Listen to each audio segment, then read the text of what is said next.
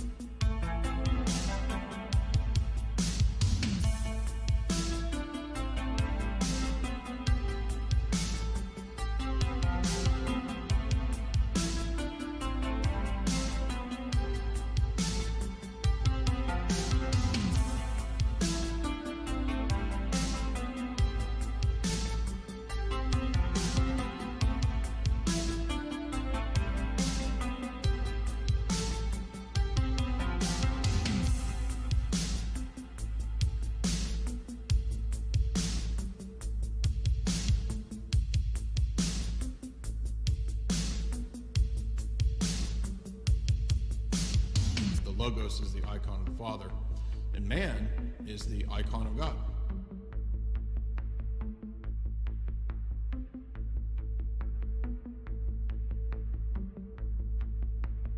We are the image of God. Dyer wave 3.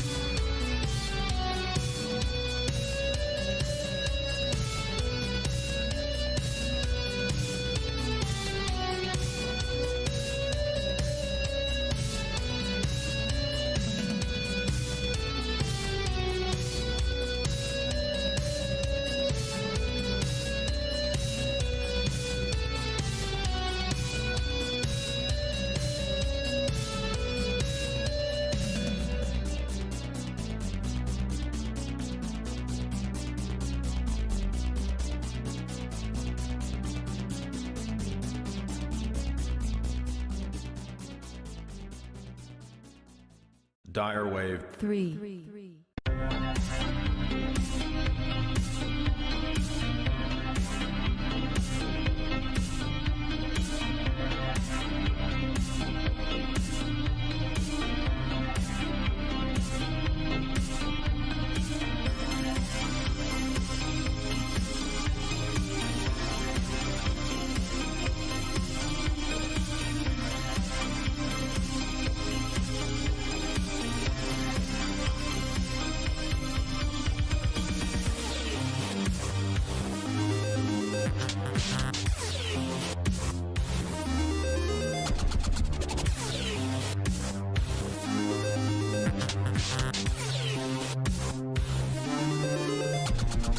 The arts reflect the soul, the spirit of a people. Architecture reflects the soul, the spirit of a people. And so therefore you can see the degeneracy, you can see the degradation, and the loss of aesthetics, the loss of the idea of there being harmony, order, symmetry in aesthetics is connected with the loss of a coherent worldview and philosophy.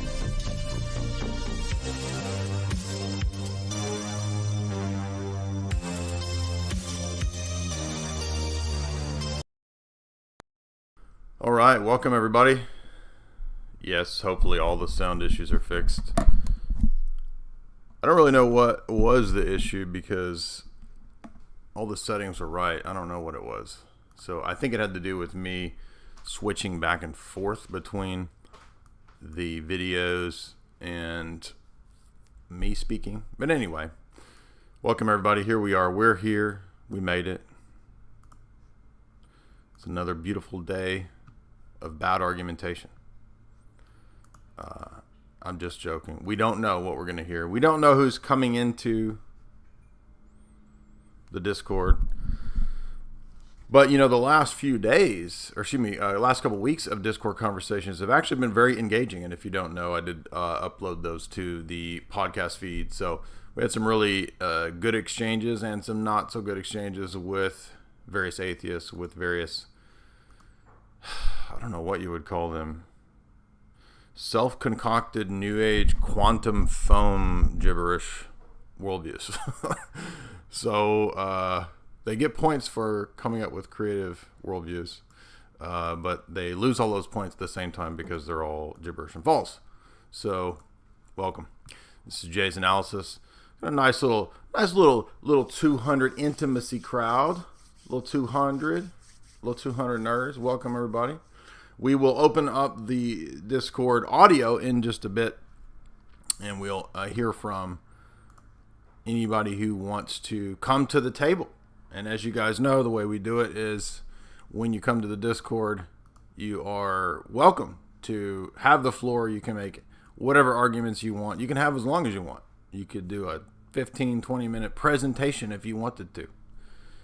And then I will respond and we'll have cross-examination. Now remember, the way that debate works, a lot of people don't know this, debate is actually an art form. It's something that used to be taught at high level, graduate level, and even college level education. It was part of the liberal arts, and it's not a thing where you just get together and yell at people. It's not just screaming. It is a formal approach to making a case for or against some position, right? The affirmative or in the negative.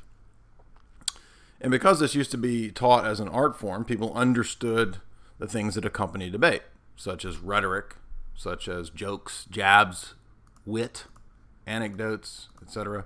Those are all valid parts of debate.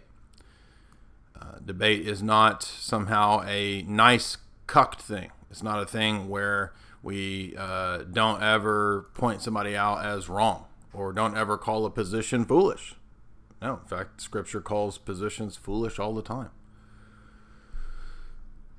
And the fact that there's a structure to debate, that there's rules, just like there's rules to critical thinking. As you know, we've talked a lot about epistemology, and Father Deacon is over doing his lectures on Introduction to Philosophy, Introduction to Epistemology, right? And there's great books like the Bonjour text, right, which is one that Father Deacon recommends, really good. Because a lot of people think that debate this is just a brief preamble before I address what Ancient Faith Radio and Father Damick have put out here. In brief, I'm not going to spend a lot of time on this. I'm really getting tired of this nonsense. It's so silly. I mean, he's relying on like 2-year-old gossip now. That's the best thing that he has against us, is stuff that people were saying 2 years ago that was long ago defunct, that we don't have any clerical support, this kind of stuff. Anyway, debate is an approach to issues that relies on, presupposes rules, logic. So think of debate like a courtroom setting, right? Judge Wapner, Judge Judy, courtroom setting. Debate is like a chess game, right? In that when we come to the table, both sides are agreeing to objective rules and laws and principles. And so you can't violate those laws, right? So again, think of the courtroom setting. And when we're in the courtroom and there's an interrogation, somebody's on the witness stand, right? Everybody has seen Matlock. Everybody has seen Judge Wapner. Everybody's seen Judge Judy. What happens? You're interrogated, right? You do a defense, and then you also turn it around, and you have your turn to do your interrogation, right? And the job of the different parties is to demonstrate the weaknesses, inconsistencies, contradictions in the opponent's case, such that their case wins out in the end. Now, obviously, those are just analogies, right? I mean, you can have a situation where terrible debates, where people win debates, at least to the audience perception, and they were completely wrong, right? I mean, we saw this in the atheist YouTube phenomenon craze of 10 years ago. People were, I had multiple people when we critiqued the Hitchens debate the other day. They were like, "Bro, how did I think in 2012 this was good argument?" Right? This was like slow boy level stuff. This was dumb, right? Exactly. And so we get more attuned, more honed in our skill set to pick out bad arguments, bad argumentation, bad logic, bad reasoning. So remember, a common mistake that we've seen in many of the atheists that come around and debate, and I'm just picking them as an example. It's not just atheists. It can be people from any group, even Orthodox people. They make terrible arguments quite often as well. But we've seen the pattern of the atheists, where they do things like, the way that I give an account for ethics, for epistemology, for metaphysics is, let me tell you a story. Let me tell you a grand narrative story of what I think is a neat way that evolution produced morals as a survival mechanism. Okay, that is a story, and that's an account of, it's a descriptive account, but it doesn't tell us anything about the facts. It doesn't give us a justification of the rules and laws of logic and epistemology, critical thinking, right? Do you see the difference there? In other words, I might believe something correct, but believe it for bad reasons, right? And, let's take an example. I believe that every morning we should eat breakfast because breakfast is the most important meal of the day. And that's a very uncontroversial topic, right? Everybody believes we should eat breakfast, that I know, most people. Most people don't disagree with that, right? And then you say, okay, Jay, that's a rational belief. I'm glad that you are such a reasonable man. Why do you believe that? And I say, because I had a dream and Bill Cosby told me in my dream that everyone should eat breakfast. And you say, oh, Jay, that is not a good reason to believe in eating breakfast. So although I was correct, and it wasn't a controversial position, my reasoning for that belief, my justification was dumb. We all know that you only listen to Eddie Murphy in a dream and not Bill Cosby. That's a priori truth. Anyway, I'm being silly, but you see the point is that that's a bad reasoning for something that is reasonable to believe. And so that's why reasons to believe is so important for why we believe.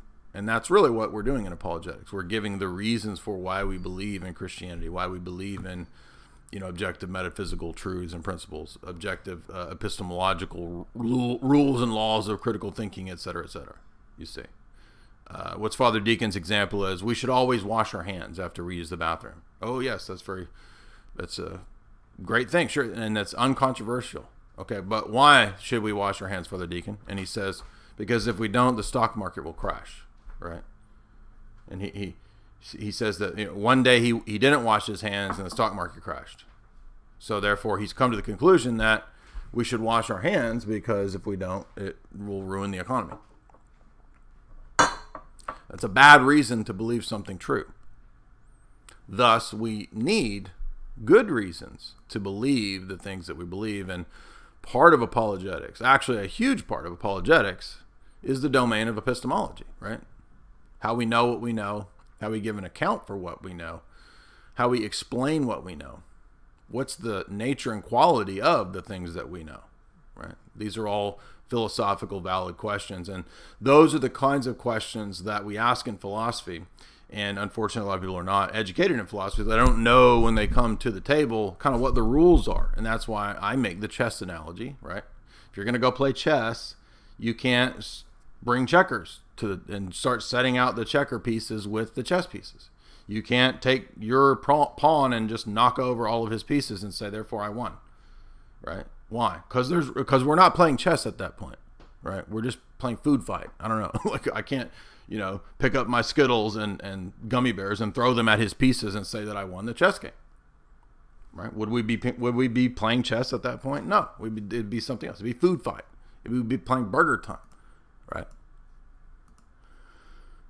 So if we're going to do debate, then everyone has to follow the rules of logic and debate. And those rules are not social constructs. They're actual reflections of logical laws and principles. So somebody said the other day, and I'm not calling this person out, it was a good question. He was saying, why in an interrogation setting do you get aggressive? And I said, well, it's like a courtroom, right? You're investigating the beliefs, the worldview. What's on trial is the worldviews here, right? Not the people themselves, right? We're not putting atheists on trial. we're putting the worldview and the philosophy on trial. Can it stand up to the light of investigation and interrogation? That's what we're doing here. You see, that's different from anything to do with a person's morals, a person's character. Now, well, I might make an anecdotal or a observation that something like atheism is a spiritual problem and ultimately a moral problem. But that's not what I'm going to hinge my argument on. I'm not going to say, well, atheism is false because they're bad people. That would be ad hominem, right? That's not a solid argument. It may be the case that every atheist is a bad person. It may be the case that every atheist is, from a civic vantage point, is a civically moral person or a nice person, right? But would that have anything to do with whether atheism is true or false? No, it would not. Would it have anything to do with atheism being true or false if most atheists believed in XYZ? No, it would not. It would have nothing to do with the truth or falsity of the position itself, and that's why we do epistemology. That's why we do argumentation, is that we investigate arguments to see not just if they're valid, but also if they're sound. So we'll be going to the Discord here in a moment, and we'll look at the arguments for or from atheists or whoever happens to be there in today's Q&A. But before we do that, I did want to do a brief reply to the statement from Ancient Faith via Father Damick, which, if I recall, this was an older piece that he just reposted. So presumably this repost is directed at myself and Father Hears and perhaps other people I don't know. So I'm not going to spend a lot of time on this, but I do want to respond just because what is here in this is just patently false. It's literally gossip from 2 years ago that wasn't even true 2 years ago, right? Because we all remember, like 2 years ago, Jay doesn't have a church. He doesn't go to church. He's not even Orthodox, right? All this nonsense they were saying 2 years ago, which wasn't true. Just internet rumors, right? But it was a way to try to go after my character, right? When you don't have argumentation, and we've noticed this around here, right? Everybody knows this. When you don't have a solid argument, what do you fall back on? Going after a person's character. Now, in the realm of internet gossip, that can be effective, right? You can damage people by going after their reputation and this and that. But 90% of the time, 95% of the time, we don't do the fake and gray exposed videos. I've only had to do it on a couple occasions when it's a significant public person who is trying to undermine what we do. That's when we do the public expose, right? But we don't it's not fun to do this, but it's part of the territory, right? You're going to get haters. You're going to get people who literally say they want to destroy the work that you're doing and get rid of you or get you excommunicated. And in the case of Father Damick, that is in fact what happened. He worked with a lot of time and energy spent back in 2018, 2019, trying to make sure that I did not come into the Orthodox Church. So the irony is that the person who is, saying that we have no clerical support, nobody who's on our side, we don't bring people into the church, we bring them into the internet idea realm, is completely false, completely contrary to what we have always done, completely contrary to the basic fact of there being multiple clerics in the Discord. I mean, Metropolitan Jonah spent the last year doing countless hours of lectures, catechesis, and teaching. So it's just patently false. We have multiple priests in there. I don't know how many, 4 or 5 from various jurisdictions. We have multiple deacons in there. I don't know how many, 4 or 5. As well as Metropolitan Jonah, as well as others. And then separately from the Discord on my channel, I've hosted multiple priests, clerics, Father Moody, Father Peter Hears, my priest, Father Vladimir. We just did a whole 3-hour talk. Metropolitan Jonah many times. We've had multiple longtime Orthodox philosophers and theologians like Dr. Bradshaw, Dr. Tollefson. So the idea that, we're just sort of winging it, making up our own church, it's just totally patently nonsense. My godfather is a well-known person in the OCA, been in the OCA, active in the OCA for a long time. And it's just absurd, right? He's been on this channel many times. So the idea that there's not any support, we're just winging it, we're just making it up. This is precisely the type of material that is just further prompting us to do a new website, right? It's not my project. This is primarily Father Deacon Dr. Ananias' project. It will be called patristicfaith.com. He's presently building that, and it will be a whole host of people, some of whom have been booted from Ancient Faith Radio, deplatformed from Ancient Faith Radio in the past for not being totally liberal and cucked. It will be people who are degreed clerics, clergy with public clerical blessing. So it's not even my project. So they can't say, "Oh, it's Jay, get him, take him down." It's not mine. So you won't be able to do that. My material will be there, as well as many other people's materials. But it's a joint project of a lot of people, and it will be Bayes content and not the non-Bayes content from AFR. So quickly, let's get into this and our response. And again, I don't care about his insults. He's been throwing insults since 2018. What I care about is the fact that he wants to stop us from doing what we do. And so that should tell you that it's not about bringing people to Christianity, bringing people to the church. It's about market shares and viewership. And since Ancient Faith Radio's viewership has significantly decreased, you can look at the Google Analytics in the last 5 to 10 years, and our reach and analytics have surpassed them, you can see why he's not happy. So now the problem is internet or orthodoxy, internet church. Again, everybody who's been to our Discord, Everybody who spent time in our circles knows that we always tell people to go to a canonical Orthodox church and to find a spiritual father. And everybody knows that. This shouldn't even be disputed. So just on the face of it, it's absurd to act like we've just created an internet thing. Oh, that's just on the internet.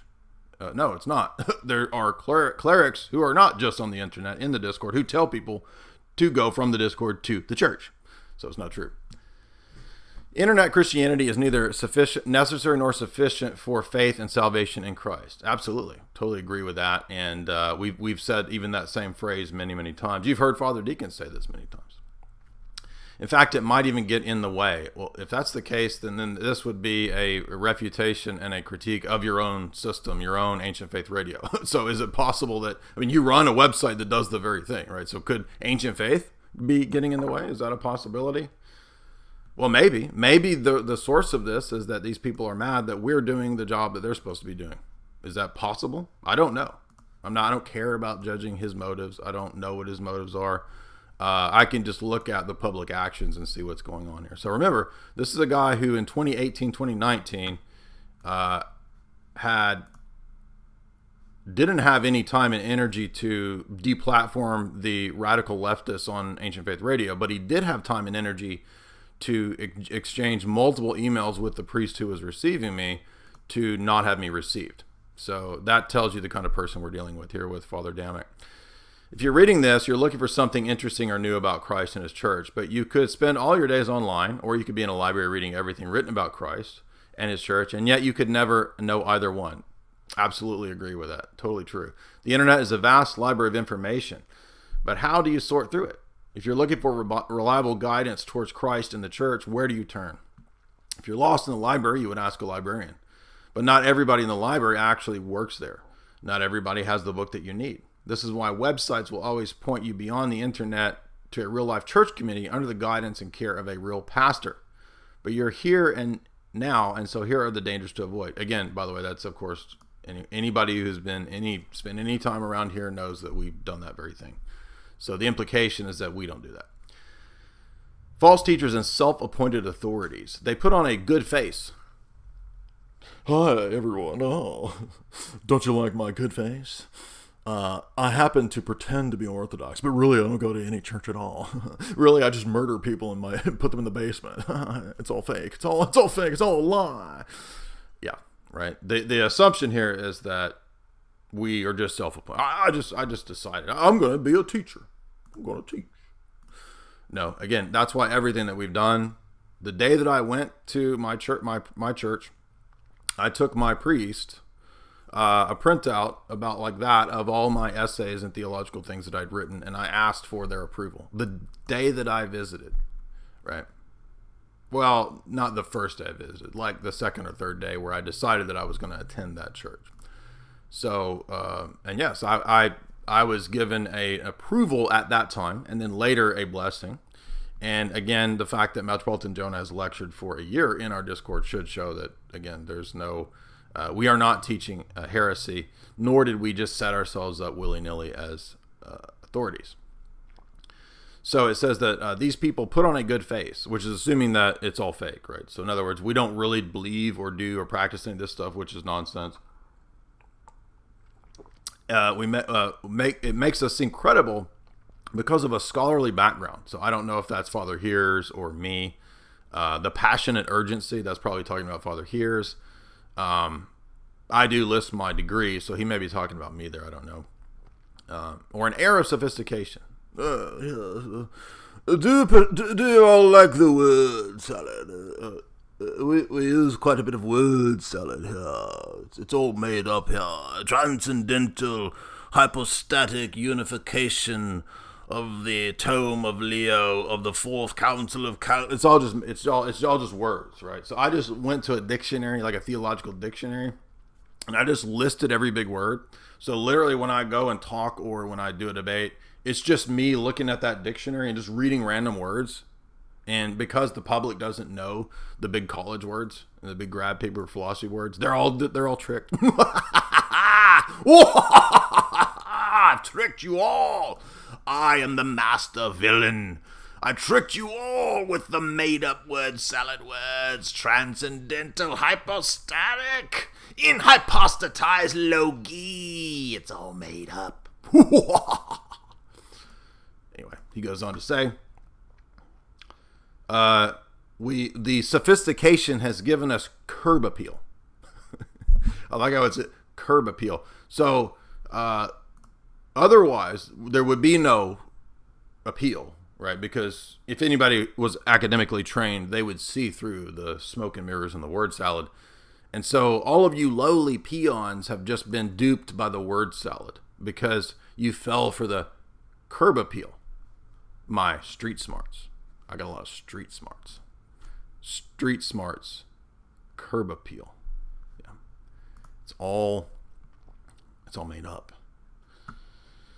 The curb appeal pleases us and draws us to give them our attention. Now that you've all seen my street smarts and my curb appeal, give me your attention. Not every book is as qualified as its cover. Now, this is getting into the domain of, is this person qualified to talk about orthodoxy? In one sense, no. And guess what? That's why we've always had clerics on here, right? I mean, we've had Father Deacon Dr. Ananias, many, many years as a deacon, PhD. We have been doing interviews and lectures with Father Deacon for almost 2 years. I mean, he's probably been on the podcast for 20 episodes. So, no, I mean, if it was just me, like, I don't care about clerics. I don't care about spiritual oversight. I don't care about having a spiritual father. I'm just going to do what I want to do. That would be an apt criticism. But again, everybody knows that that's just simply not what we have done here. You know, the idea that we're just operating some lone wolf thing is just not true. So it goes on to, but it says that this is a ruse, right? It's a ruse.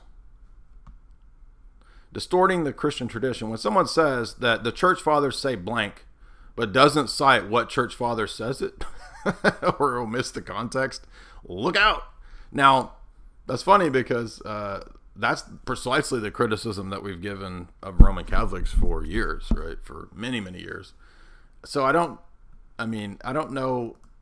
Maybe, is he talking about Father Hears here? I don't know, because Father Hears always gives the context. He always cites who the church father is. So if he's implying that we don't cite the church fathers or say where they're saying what, that's pretty absurd. I mean, number one, we lectured through the entirety of John Damascus's On the Orthodox Faith. We lectured through the entirety almost of the works of Basil in English, right? We've lectured through almost all of Vladimir Lossky's main books, right? We've lectured through countless theological orations, countless texts of the ecumenical councils. We've lectured through texts of Maximus the Confessor. I mean, just on and on and on. We've lectured through common seminary texts, my endorsed books, Yaroslav Pelikan's books. You know, the idea that we're not citing the sources is, again, just totally absurd. So, you know, maybe that's not even directed at me. I don't know. Maybe there's some other person that's doing this. I don't know. But he says, the church fathers lived in the real world, not in an abstract universe of free-floating information on the internet. Yeah, I totally agree, and that's why we always tell people to go to canonical Orthodox churches. Their words were not posts or proof texts of practical answers, to practical challenges. No, they weren't posts, but they were essays and treatises, which were the posts of that time. So this is kind of a false either or, like, I mean, doesn't Father Damick do the exact same thing? He puts posts up on the internet. In fact, he sees fit to put a post up anytime he sees us do something that he hears about or doesn't like, right? He has to comment. He has to post about it, right? Which is why initially in 2018 or 19, right, he did this entire gigantic post about me, but didn't name me, but it was all about me. Casting me as an insane person who doesn't believe in the existence of North Korea and all this nonsense from satire videos, right? But, I mean, the basic point there is true that, yeah, exactly. I mean, internet-only Christianity is insufficient, absolutely. Internet famous doesn't mean authority. There are people with big followings on the internet. Oh, I wonder who that's about. They're actually brand new to orthodoxy. Now, fairly in one sense, in the sense of being received, but maybe partly because you like tried to have me not received. I mean, like that might have something to do with why. I mean, if it was up to you, I would have never been received. So that's a funny one there. But they have no blessing and no qualification to teach. Well, we've just seen that that's multiple times over false. So that's presumably me or perhaps Father Peter Heers, right? Well, Father Peter Heers isn't new to the Orthodox Church, but we've seen Damek's profiles commenting on Father Peter Heers' videos and posts that he has no bishop and no oversight, which is also false, right? That's just internet gossip that Father Damek didn't have time or interest in verifying. He just repeated. So that's why he doesn't name any names, is because it's like a passive aggressive thing where it's like, I'm not going to say who this is, but everyone knows who it is, right? He says that individuals such as myself might know a lot about Christianity, but teach a distorted faith because they lack the faith practicing it. Now, again, how does he actually know this, right? Because he doesn't actually know the status of whether I did have a blessing, and he doesn't actually know the status of how long I've been a Christian, because from his own ecumenist perspective, he accepts people as Christians in all of the different denominations. So actually, I practiced Christianity for many years by his own definition, right? But in terms of orthodoxy, that's correct. Typically speaking, it's not wise. It's not the best approach to have somebody who's brand new to be out there publicly teaching. However, there are exceptions to that rule, especially if one's spiritual father and the episcopate that they're under decides that that's acceptable. So that's the exception. And of course, he doesn't have anything to say about any exceptions. In my case, was also unique given the fact that I didn't have a church for many years. So it was not like I was actively not interested in orthodoxy until 2 years ago. I mean, this is a topic I've been into for a long time. But I will admit that typically speaking, this is correct. It's not good to just immediately start teaching if you're brand new to something. All right, that doesn't make any sense. But again, I would say that, but that's not really my situation. He says, having talent and having a good intention does not make you a true teacher. That is true. I agree with that. And that's why, again, anytime that we do talk about these subjects, most of the time we try to have clerical oversight or clerics who are involved in that discussion process for precisely this mistake. And anybody who spent any time in the Discord and heard me discussing with people or heard me talking to atheists or Roman Catholics or whoever knows that I constantly default to the priest in the Discord, right? I will constantly default to Father Deacon, right? If this is a spiritual matter, I don't give people advice on spiritual issues, ever. I always say I default to your spiritual advisor. But when it comes to like something that's a public thing, like does Roman Catholicism teach X? Okay, well, simply stating that is not being an authoritative teacher. So I don't feel bad about stating that yes, Roman Catholicism teaches X. Anyway. Moving on, he says,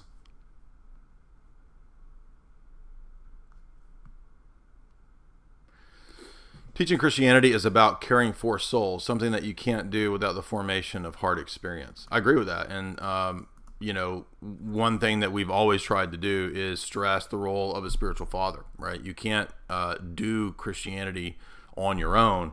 Another thing, however, though, that I'm worried about that this approach that he has doesn't take into account is how many young men have been interested in orthodoxy through our work who don't have a church. So they literally don't have anything appropriating orthodoxy other than what we have in the server in the community that has popped up there. So this is really attempting to remove that. I mean, we're reaching people in Muslim countries that don't have any churches around them. We're reaching people in like totally Muslim countries. So he would rather us not do that, which is ironic because he has no problem, by the way, in an ecumenist vantage point of evangelicals doing that. He would rather us not have Orthodox people reaching Muslims. I mean, we've converted hundreds at least of Muslims through the Discord. And some of them are in countries where they have no Orthodox churches. So they only have an internet orthodoxy. So that's the best that they can do. So this is just really out of touch.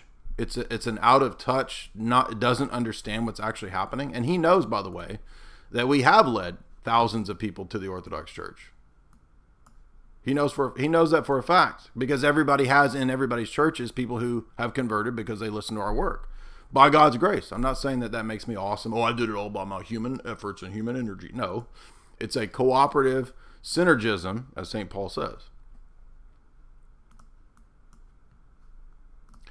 Anyway, so he goes on to say that real pastoring doesn't happen online. That's true. But again, are you aware that a lot of people don't have an Orthodox church?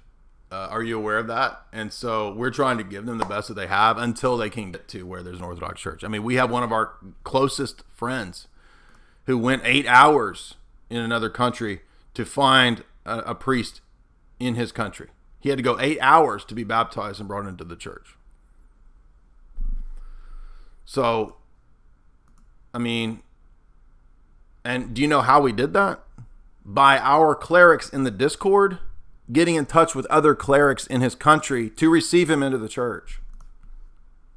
So this is just patently absurd, ridiculous, and not true.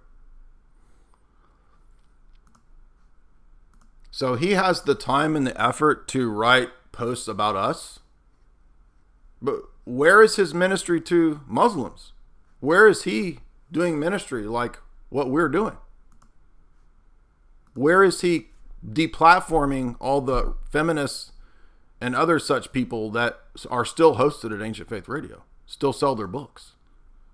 No, he has no interest in going after those people because it's more so about all the things that I mentioned. All right, that's all we're going to do with this. That's all essentially that he says. He just says, go to an Orthodox church. Well, good job. I actually agree with that. We also tell people to go to canonical Orthodox churches. So, the whole thing that he wrote there was just based on old 2-year-old gossip that no longer applies and has long been debunked in regard to what we do.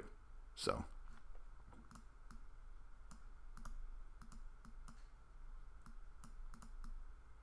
all right, let's move on now to the open Q&A. So, anybody has disputes, debates, refutations, critiques, you want to put me in my place? You want to, as Father Damien says, don't use the word demolish. Christians don't use the word demolish. You want to come demolish me? I use it because I say if you want to demolish me, you're welcome to.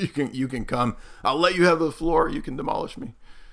Any atheist, any Muslim, any Protestant, any pagan, any non-Chalcedonian, you're welcome to come into the Discord. The links are in the chat. We got our helpful, friendly mods over there in the chat giving us those links. So shout out to you guys. And we will open up the chat. He was pretty nice. We just had a conversation, and he admitted that he needs to study more of philosophy. I hear a beautiful woman speaking. Oh. Who is that beautiful woman? It sounds like beautiful Chase. Chastity. Chastity, that's it. Chastity. All right, welcome. Jay, What's up, guys? And ask yourself acolyte today. Oh, is he still here? No, he called me dumb. He told me to debate ask yourself and then to debate lifting vegan logic. And then he said logic is logic. And then he called me dumb 3 times and then okay, so in other words, you got demolished, which is the word that you're not supposed to say in debates. You can't say demolished. Christians don't use the word demolished, but I'm sorry you got demolished, Chase. That's sad. It's par for the course. Sound like he put you in your place. Anyway, so we got open forum. I will, of course, give precedent to Super Chat questions. We got a large audience today. In the middle of the day, 400 plus people, and we got a full Discord chat room.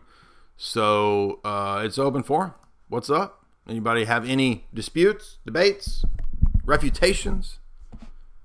I wish we had the atheists here.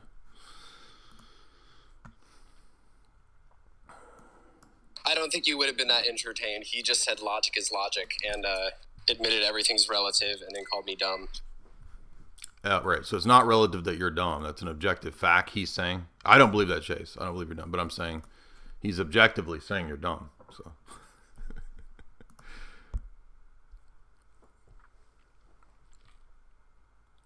All right. It's open forum. Do we have anybody, any atheist? It doesn't have to be an atheist. You can voice your questions or objections. Hey, Jay, I had a quick question. Yes, sir. I watched Father Deacon's video on like sound arguments, valid arguments, and all that stuff. Mm-hmm. And when we're explaining tag, what is a good like a not a valid, not like a validation, but a good reasoning for fundamental circularity? Because I constantly bang my head against the wall with people. They're like, well, it's circular. So I get that a lot. What's kind of a more academic expletive way of explaining, incompleteness and all that? That's a good point. Yeah, let's try this analogy here. So we'll say level 1 and level 2 for types of beliefs or propositions.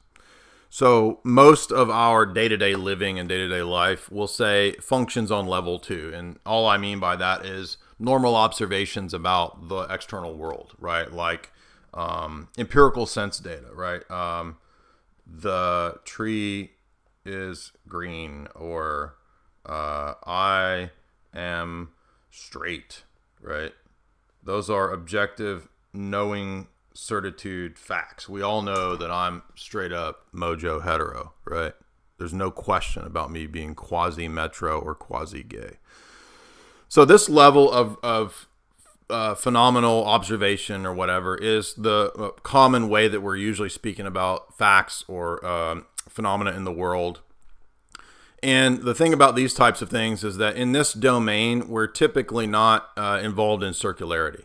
Right. So if we were in a courtroom setting, this is where the courtroom setting would fail, right? Because if we were in a courtroom setting and we were saying, we were arguing, did Bill Cosby, does he live next door to me? Right.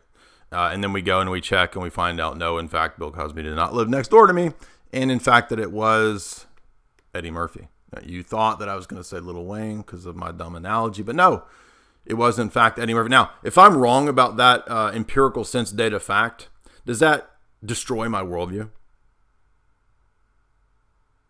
Hello?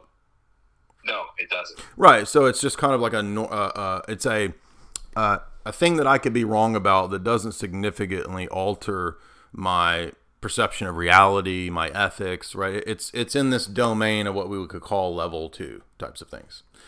Now, in this domain up here of level 1, I'm just making this up on the spot as an illustration. This is where we're raising the bar, right? We're going to say, no, those are one types of, or a class of statements about things that can be wrong. What about reasoning itself? And so these are meta-logical questions, meta-ethical questions, meta-physical questions. When I start to ask questions in that domain, and I ask questions about reasoning itself or words themselves, how do we know words have meaning? How do we know logic is logical?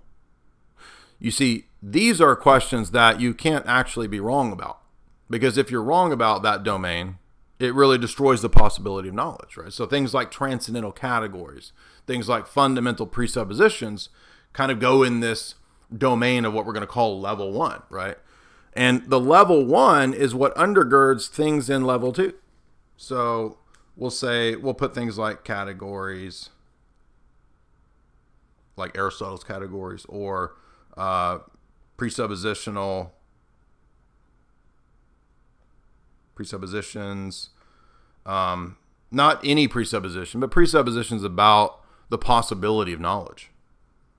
So this would be, space, time, objective reality, objective principles, logic, numbers, abstract entities, the future resembling the past, induction, identity over time, all these kinds of things that we call presuppositional categories, that words have meaning. That's an easy one to do.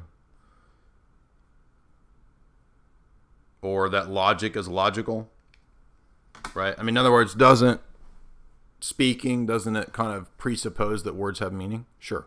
So, but how do we know words have meaning? Well, can you demonstrate that without using words? No. So it's circular. It's an unavoidable circularity.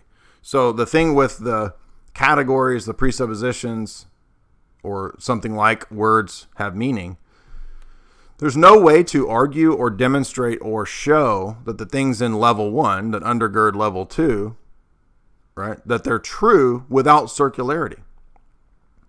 It's impossible. There's no way to demonstrate logical categories of being, metaphysics, the presuppositions of, things that I mentioned earlier, or that words have meaning without in some way being circular or referencing the thing that you're trying to prove. It's just impossible, right? Again, how do we know logic is logical? Well, there's no way to argue about that or speak about that without assuming logic and principles of logic. So that's the type of circularity that we're talking about. Now, typically in the domain of debate, most people, especially atheists, they don't really think in these two levels. They think everything is like this. Literally everything up here is also just in this category. And they don't understand that presuppositional argumentation or thought is unique and different because it shows that these things on the top in level 1, they're actually preconditions for the possibility of knowledge. Okay? So they're not just knowledge claims.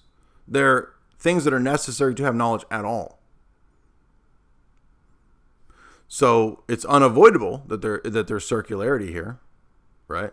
For example, how do we know logic is logical? Well, this is the classic response of Aristotle to the sophists. It's repeated by John Damascus in Fount of Knowledge at the very beginning, where he says that, well, if you deny that logic is logical, you're using logic to deny logic, and that's a contradiction. It's self-refuting. So in other words, it's impossible. You can't do it. Logic is self-referencing, as are other sort of assumed categories for the possibility of knowledge and meaning and predication. Okay? So that's how our conception of predication, metaphysics, epistemology works. And in day-to-day parlance, or in a literal courtroom setting where we're investigating a murder or a crime or something like that, everything is taking place at this level. Really, it's only philosophers, theologians, and metaphysicians who are asking questions at this level. Pretty much no one else is. Science, totally in this domain, right? Science is 99.99999% of the time not in this domain, right? The only time I could think of a scientist being in this domain would be like if you counted, like a mathematician as a scientist, and there was some weird like math thing going on that applied to like computer science or something like that. In that case, maybe you could find a mathematician who's doing stuff at this level, Cantor or a Gödel. That would kind of count as this kind of a thing. But almost always, all math and science, empirical observation stuff is happening here. But we know that this is the case, this level 1, again, because this is part of what philosophy does. Part of what philosophy investigates is questions at this level. The metaphysics of Aristotle, right? The ideas of Plato, Kant's transcendental categories would be these types of things. I'm not saying those philosophers are right or wrong. I'm just saying that those are examples of people who are doing things at this level, so to speak. Now, an atheist might want to say, I just deny all these things. There is no level 1. Everything is just level 2. You are falsely thinking there's this other level. Everything's level 2. It's very easy to refute that, right? You can easily demonstrate that the objects of this domain are literally not known empirically. So literally there's no way to empirically prove all the things that David Hume points out you can't empirically prove. Right? So this is what David Hume does, is that he helps us to understand that, right, this stuff can't get you to this stuff, but this stuff presupposes this stuff, right? That's why Hume and Kant are valuable. Not because we accept their systems. Their systems are absurd. They lead to foolishness. But they're two philosophers who presented argumentation that showed the logic of unbelief, you see. So that's how we demonstrate that things at this level are circular at a paradigmatic or presuppositional level, and that's unavoidable. But when we talk about the day-to-day observations or the realm of science, we typically don't reference or allow for circularity. And in logic, this would be the fallacy of vicious circularity, right? If I said, for example, well, I know that we should always be truthful because there's just an inherent truthfulness to saying the truth.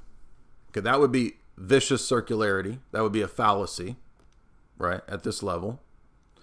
And that's obviously different from a question like, how do I know that there is truth? That would be something at this level. And if I try to say, well, because of X, Y, Z, and you say, oh, but you're just assuming that there's truth to prove truth, I would say, yeah. But that's unavoidable for questions of preconditions. Preconditions will involve circularity at some point. And again, that's because every worldview will involve circularity when you get down to its ultimate presuppositional starting points. So for the unbeliever, his starting point is almost always invariably his own mind, his own human autonomy, right? That's his presuppositional commitment and starting point because he's fallen, right? From our vantage point, that's why. For the Christian, the ultimate vantage point, the ultimate starting point is God, right? And God is who undergirds these level one things, we could say. So as you guys know, when I present the transcendental argument, I typically, you can make a graph like this. The only thing is that I add one more step and I say, level 0 is God, right? The triune God undergirds level 1 and level 1 undergirds level 2. So hopefully that's helpful. I know there's a lot of words. That was just my made up word salad to appear sophisticated. Literally none of those words actually have any meaning. Half of them I just made up, but hopefully that's helpful.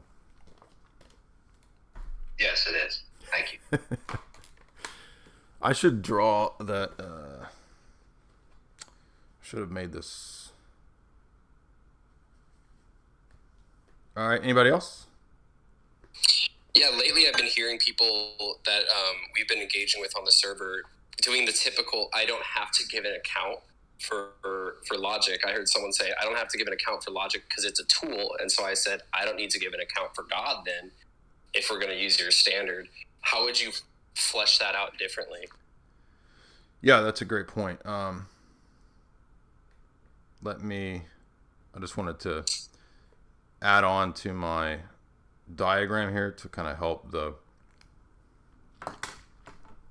so this is helpful in illustrating the transcendental argument, right? At least in the way that you guys see me make it, where I say that for us, right, our day-to-day observations, science, empirical sense data, beliefs, right, these operate at, we'll say, level 2.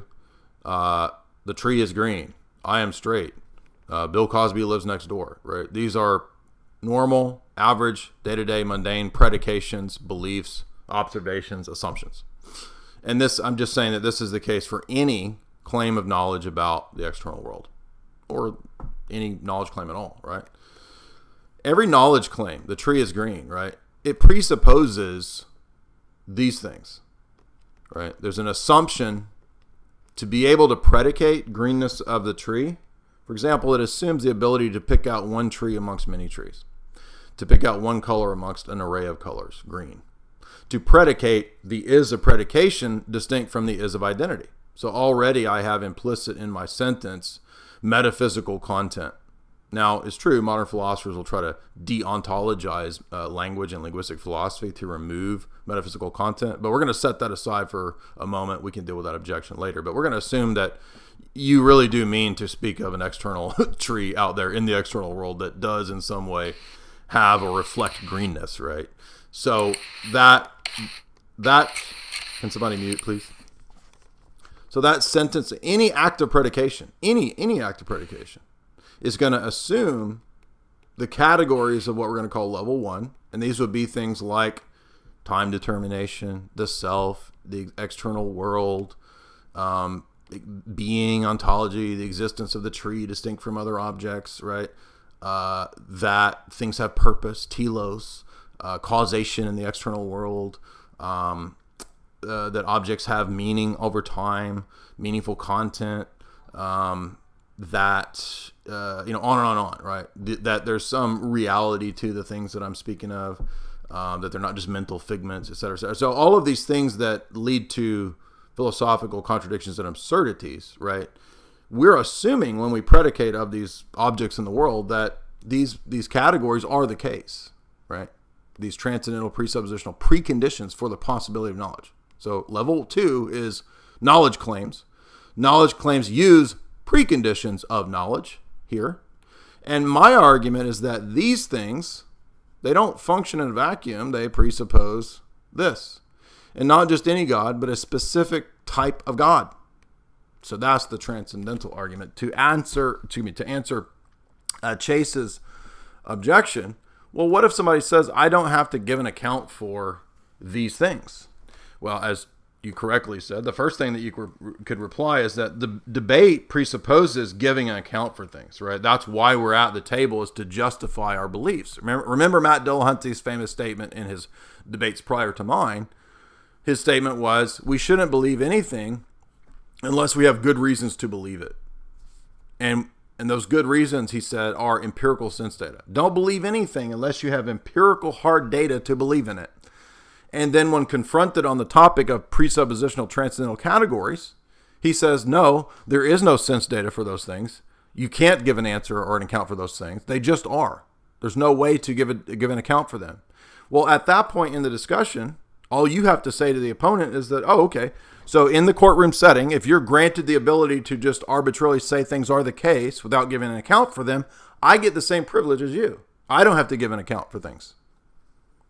So simultaneously to that, you can give another objection, right? That's not the only possible objection to that absurd ad hoc fallacy. And that is ad hoc. That's being ad hoc, right? He's saying, grant me this, I don't have to give an account for it. It just is. That's arbitrary. That's a fallacy, the ad hoc fallacy. Doesn't matter if it's informal or formal. It's a fallacy. You can't do it in a debate. You can do it, but you get called out, right? So that's the sophistry of the people that say that you can do fallacies in a debate. You can do whatever you want. Yeah, you can do it, but it's you get called out and you lose the debate, dummy. So, what we are pointing out beyond that, if we want to go deeper into the critique, is to say, no, wait a minute. So if we don't have to give an account for our beliefs, are you saying that there's no reasons for our beliefs? Because you're admitting that things like logic are necessary for debate. You're here to debate, so you believe in logic, but you're saying that we don't have to give an account for these immaterial invariant things. And they're saying, yes, it just is. Okay. It just is what? It just is chemical reactions in our head? You're really going to reduce logical categories, numbers, and mathematics to just chaotic bubblings over and reactions in our head? That's literally all you think numbers are? Logic. So you have different numbers in your head from my head, right? And then hence we can go down that line of reputation. But to reduce objective, immaterial, invariant logical principles to social constructs, arbitrary states of affairs, they just are, they just work. Just work to do what? Something working presupposes purpose or telos. And your whole position as an atheist is pretty much predicated on there being no telos. Right? Most atheists don't believe that there's this objective metaphysical principle of purpose in the world. How could there be? It's just chaos. It's just molecules hitting other molecules. There's no purpose to it. Purpose is something that the mind imposes on reality. This is every atheist's refutation of the design argument, of the teleological argument, right? They always say, there's no such thing as design out there in the world. You perceive there to be design. Well, okay, if you have to bite the bullet, right? If you're going to go that route, now you've denied telos. There's not actually telos in anything. And if nothing has purpose, there's no reason to believe the true over the false. If I'm just chemically determined to believe the false and you're chemically determined to believe the true, then there's not really the true and the false. Those are illusory categories. So that's where we take that debate. And we just show that if you're going to reduce things to just arbitrarily they work, that's not giving an account. They work to do what? They work how? They just are. Just are what? And something lately too that that I've been seeing is I forgot, people's Chase. I forgot. argument is just there's no good reason to believe in God, and so I just ask them, okay, what's your standard for a good reason? And I point out to them that all of those good reasons, quote unquote, that entire criteria is just arbitrary and made up. And they've destroyed the possibility. Mm-hmm. That's true, but you could go an even stronger route and say, wait a minute, what is reason? Because clearly you believe in reason. I'd like you to give an account for reason and reasoning, given the fact that you're an atheist. And since there's no good reason to believe in God, that's presupposing reasoning and reasoning categories and logic. So can you please give an account for those things, and then I will let you argue why there's no God.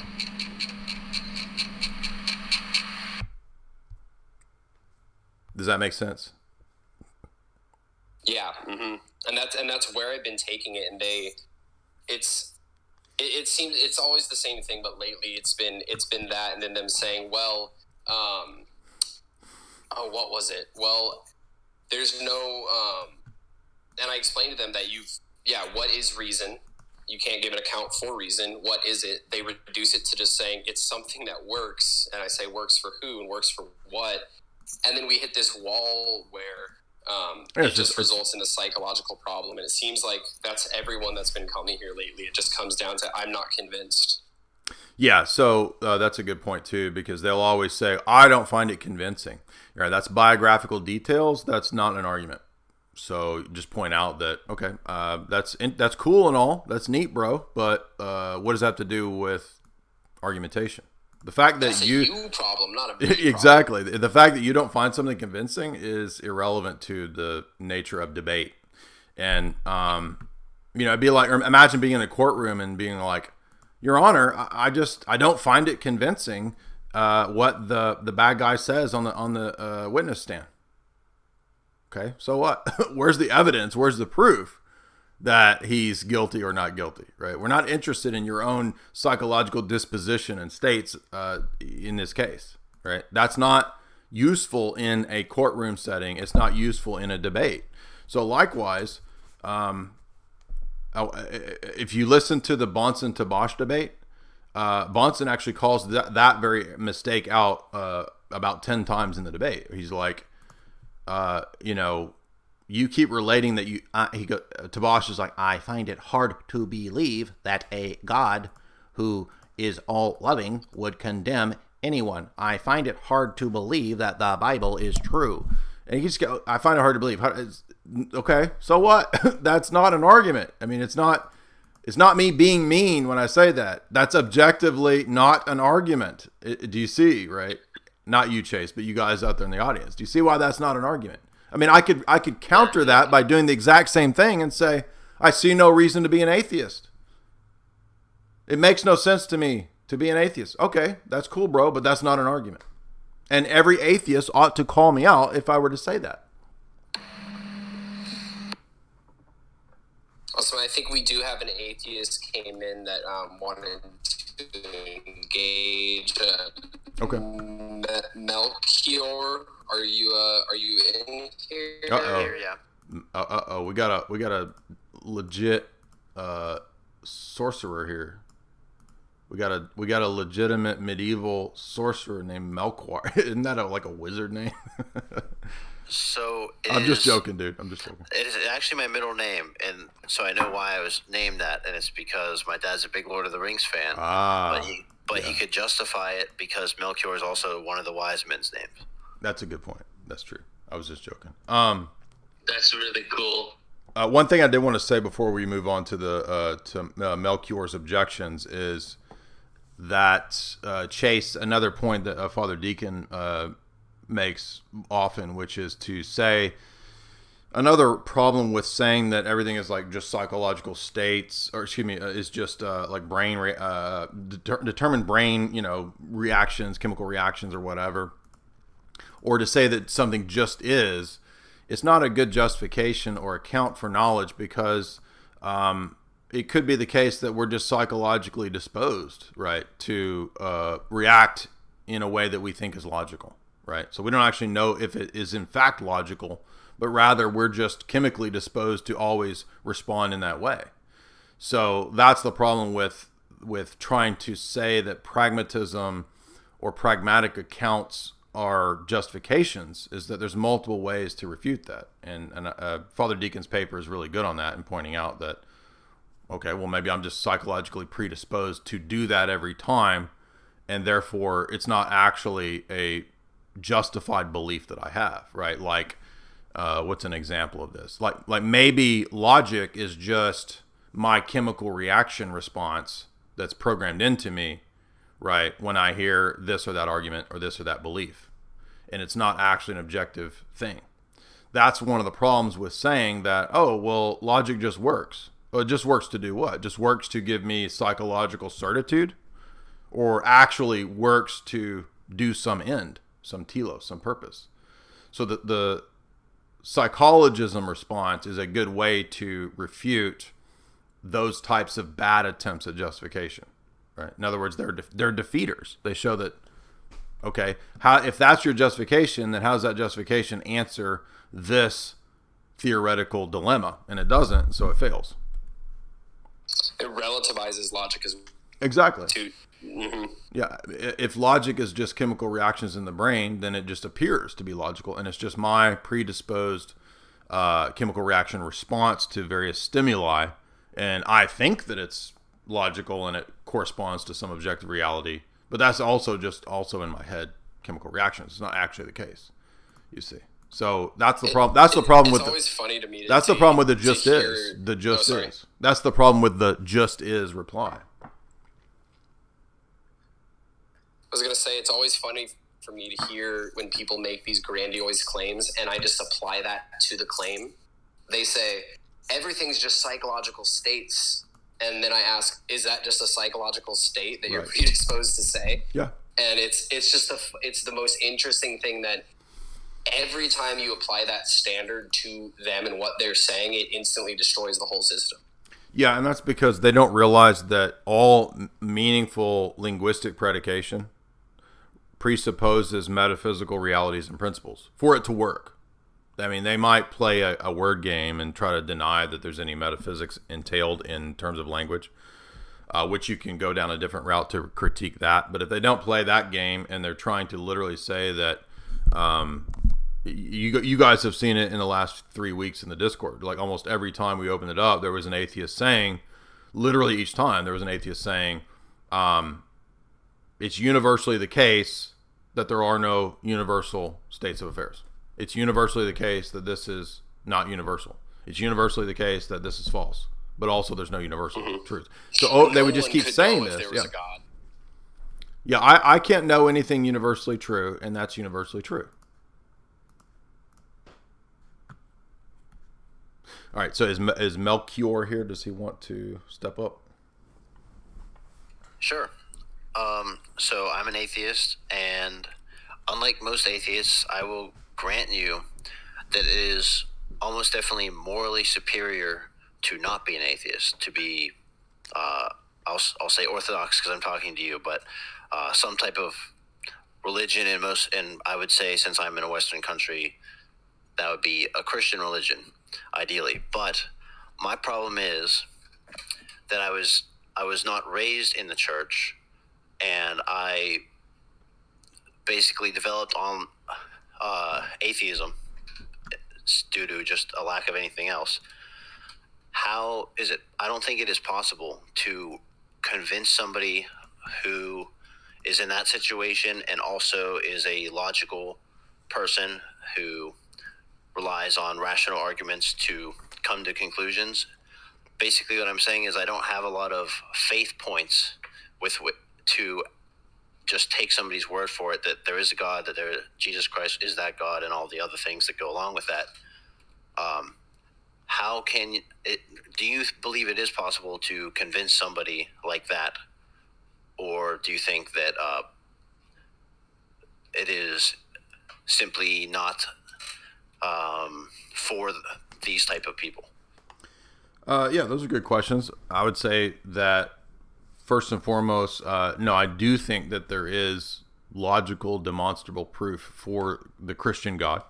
I think the transcendental argument is a valid, sound, logical argument. I think that the argument is itself about the status of logic and reason itself. So no, I would not ask a person to believe Christianity just simply on hearsay or because somebody claimed to have had XYZ experience. I mean, it's not necessarily wrong to believe on the basis of hearsay because, I mean, somebody could, as the examples I gave earlier, you could believe in something true for bad reasons.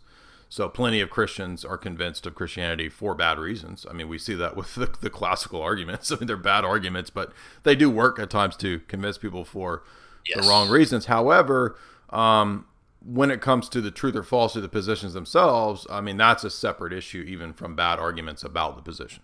So I would say, and that would be the fallacy, right? Just because something's badly argued doesn't mean that it's necessarily true or false. So, and there's the same with atheists. A lot of atheists become that because of emotional reasons. Sure.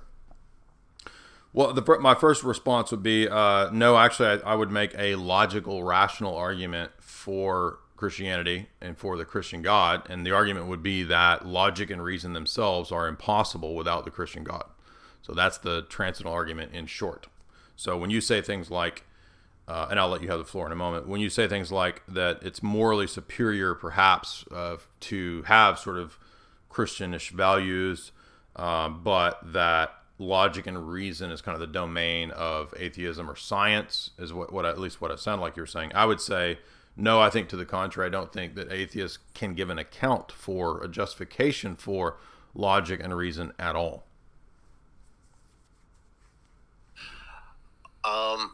My account for reason would be that my brain is essentially a sophisticated computer that has arrived at these abilities that are useful for the environment that I'm evolved to be in, and intelligence and reason and mathematical spatial relations, all that are a part of that. So let's back up here. So are you saying that the spatial relations and the things that you perceive in the world are only in your brain, or are they actually metaphysically existing realities out there in the world? I would assume that the world is actually real and that we're not all in the matrix, but I wouldn't say that I can prove that to be the case. I just reject nihilism a priori. Right. But you mentioned a series of things in this description. You mentioned the brain, quote unquote. You mentioned that it's, quote, sophisticated, which suggests levels of complexity as opposed to things that are non-complex or simple. You mentioned that it had progressed in the sense of evolving. You mentioned objects in the external world, which, again, kind of presupposes a lot of metaphysical categories like an external world, which you mentioned there. You mentioned the ability to perceive objects, which suggests that there's identity over time in objects, that words have meaning, that there is objective truth value in propositions. And so what I'm getting at here is not just to spit out a bunch of phrases or arguments, but that all of those things kind of require a structure to epistemology and to metaphysics. Would you agree or would you not? I would say that you can, so yes, they must physically exist, all these objects that are being perceived. And then all the categories that relate to those things or describe those things, I would say those could be invented by intelligent observers. Okay, so you think that numbers, logical laws, the external world, time and space are merely invented by us? I would say that they are descriptions for patterns that exist in nature. Oh, so wait a minute. So exist, that's metaphysics. Granted. Okay. Go ahead. So somebody didn't just arbitrarily decide numbers and, well, if somebody made that based on no external observations or reality, then other people would not go along with it. But we all agree that two things are two things and three things are three things, and that a cat is a little bit like a dog and less like a cactus. Okay, so if we all agreed that numbers were the opposites of themselves, or That would that actually objectively change the numbers that the principles that are being No, reflected? we're not. Okay. Well, I thought you just said that it was because we all agreed on it. It's not because we agree on it. We agree on it because it is self-evidently true. Oh. Or we can observe that it is true. How do you know that observations are self-evidently true? I mean, can we can we misinterpret our observations? Yes, Okay. but Okay. I have to assume. So how do we know that we aren't misinterpreting our observations in these cases of things that you're saying are self-evident? Because if that is the case, then basically nothing that I think or see I can take as at face value or true. And if that's the case, So it's self-evident. then So that's circular. so I assume I'm taking it as an axiom that not nihilism is not true, that there is some truth in the world and we can observe it, and that our observations aren't completely illusory. Right, but what I'm pointing out is that that's You're not right. I can't give an account for why that is the case. Oh, okay. Well, that's what we got to do when we believe in these things, is give an account for them, because nobody wants to believe in something irrational. Nobody wants to believe in something that they can't give an account for. But remember, point 2 that you made was that, nobody should be asked to believe in something that they don't have a good logical, rational account for. So I've heard you believe in a lot of things that now you're saying, and I'm not trying to put you on the spot or be rude. I'm just saying that in the interrogation process here, I'm just looking for an account for not one thing, not a couple things, but a host of metaphysical and epistemological principles and categories that are necessary to have the structure that you said, or seem to say, exists in the world and not just in the brain. But what's the justification for believing in those things and the existence of these things? You did say, which anytime we hear the word existence, we're in the domain of metaphysics. And the reason I'm raising all these objections is because if you read somebody like David Hume, who's a consistent atheist, in you guys' camp, he pretty much calls you guys out in exactly what I'm doing. He's just going to say there is no justification for these things. Right. So I would admit that there is no justification if you want to take it to the deepest level of logic, but that we have to assume some bedrock reality in order to function as living beings. Okay, but now you're bringing in value judgments, though. Like, well, why are we supposed to function? Maybe everything should degrade and devolve into the universe just collapsing. Like, why ought we to function and flourish? That's a value judgment.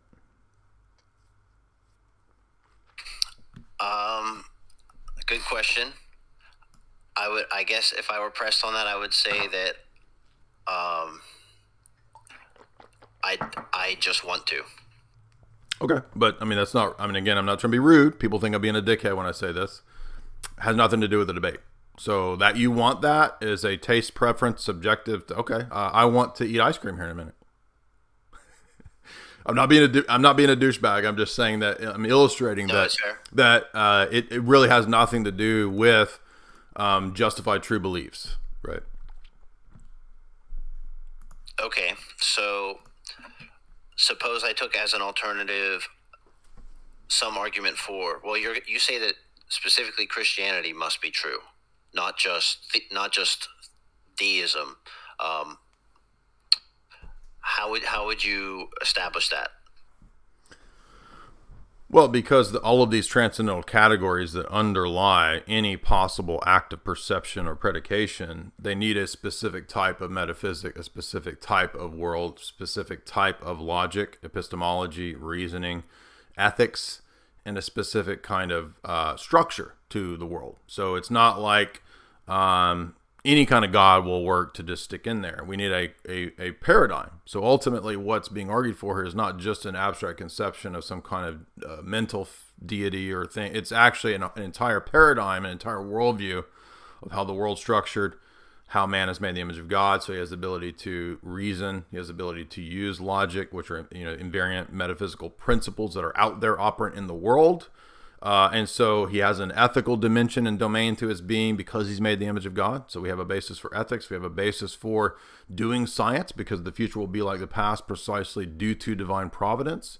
I'm not saying it's true because I'm saying it. I'm saying that when you look at the paradigm as a whole, the things that we use to predicate these transcendental categories, they make sense and they're coherent and they are clearly there in the Christian paradigm.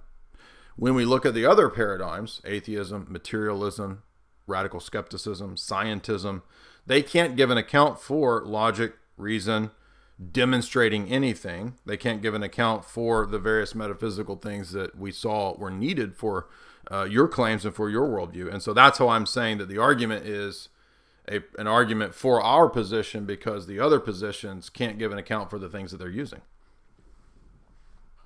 So why can't it be the case that a universe exists or was created through some means unknown to us, and then it just happens to give rise to a reality where you can ascribe numbers accurately, and there's rules of rationality that are true in this universe, and laws of physics are true in this universe, and we exist in this universe, and so on? Because we need a specific type of God to string the pearls together, so to speak. So to just say that there's some God out there that has no direct connection to the world, like you mentioned, deism, that would not be a God who could sustain and keep in being every object and every relation between objects over time. So, for example, if you read St. Maximus, he has a really good essay about the logi. And one of the things in his logi doctrine is that he thinks that the divine ideas are the undergirding structure, fabric, and way that the world is constructed. It's like the fabric of how reality is constructed in the divine mind, and that's a perfect justification and providential way for reality to be guided, to be held together, etc. So there's a specific metaphysic that we have that the other worldviews like deism don't have. And what I'm saying is that when you adopt those positions, they end up in absurdity. So in other words, it doesn't actually do us any good to admit deism because deism wouldn't solve the problems, for example, of predication. So I need a God who has knowledge of all the facts, which I'm learning analogically. So we need an omniscient God. And we need a God who's present at every point for the facts to actually correlate to one another. Any fact, right? So in other words, I can't predicate without universals. Universals and particulars presuppose the one and the many question, and the one and the many question has to be grounded in a God who is both immanent and transcendent, omniscient, etc. Okay, I don't know what all of those mean. So in other words, let me give you an easier example. So if we had a deistic God, there would no longer be telos in the universe. So in other words, I need the immanent presence of God. I need the what's called divine conceptualism, where we ground things in the mind of God.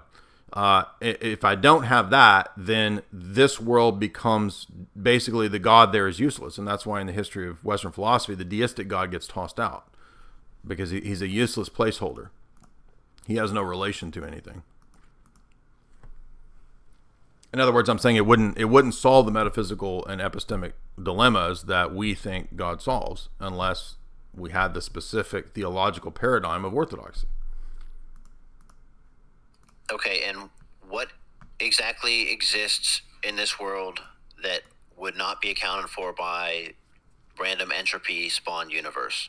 All of the transcendental categories that I mentioned: abstract objects, logic, anything invariant and immaterial, such as numbers, advanced mathematics. I mean, none of that stuff would even be possible if the universe were pure chaos and just random molecules in motion. Well, if you have suppose a space of pure entropy, that space cannot be homogeneous, because if it were, it would not be entropic. And so within that space, you would have pockets of less entropy and pockets of greater entropy. And in one of those pockets of lesser entropy, there is our universe.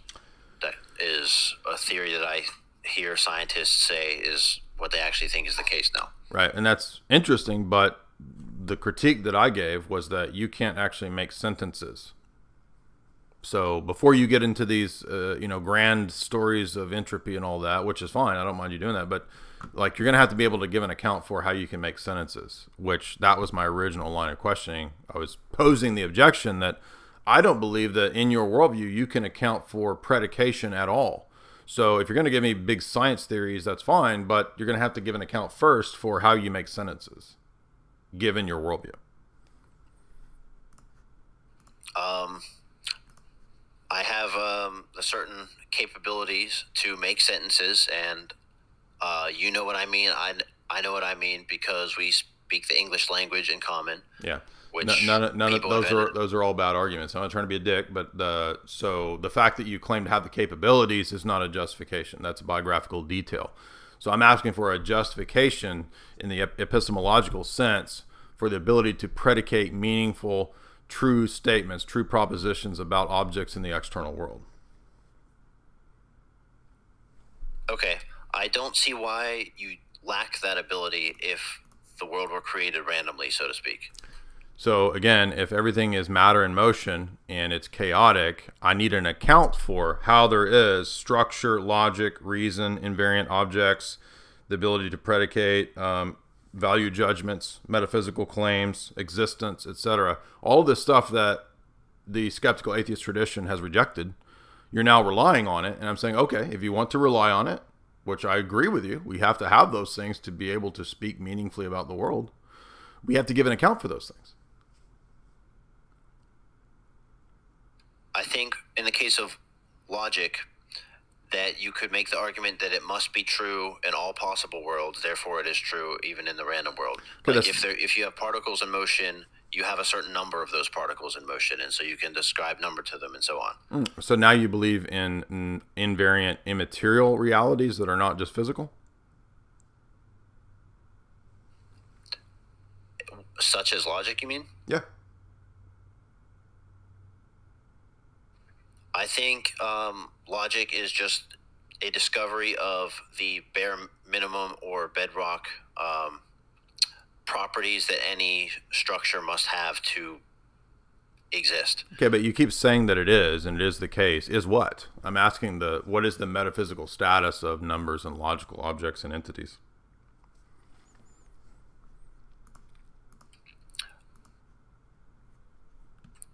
Okay, then yes, you could call it an immaterial thing that exists. I would probably call it something that is a pattern or observation noticed about our physical world that we can interpret and, using logic, which is circular, I know, say that it must exist in other worlds. Okay, so but it's separate from the patterns themselves. In other words, the patterns I think you believe are the physical objects, right? And so the thing that you're picking out as the pattern is not identical to the physical object, right? Right. Like if you have 7 bananas, that is not the number right. 7. Absolutely. So what or where is 7? Where is it located? In our minds? Do you now believe in the flying spaghetti monster of the immaterial world of numbers? I don't believe it's located anywhere. I don't believe location is a word that properly describes an immaterial object. Right. So if they're not located, then they must be grounded somehow. How do we give an account for them or ground them?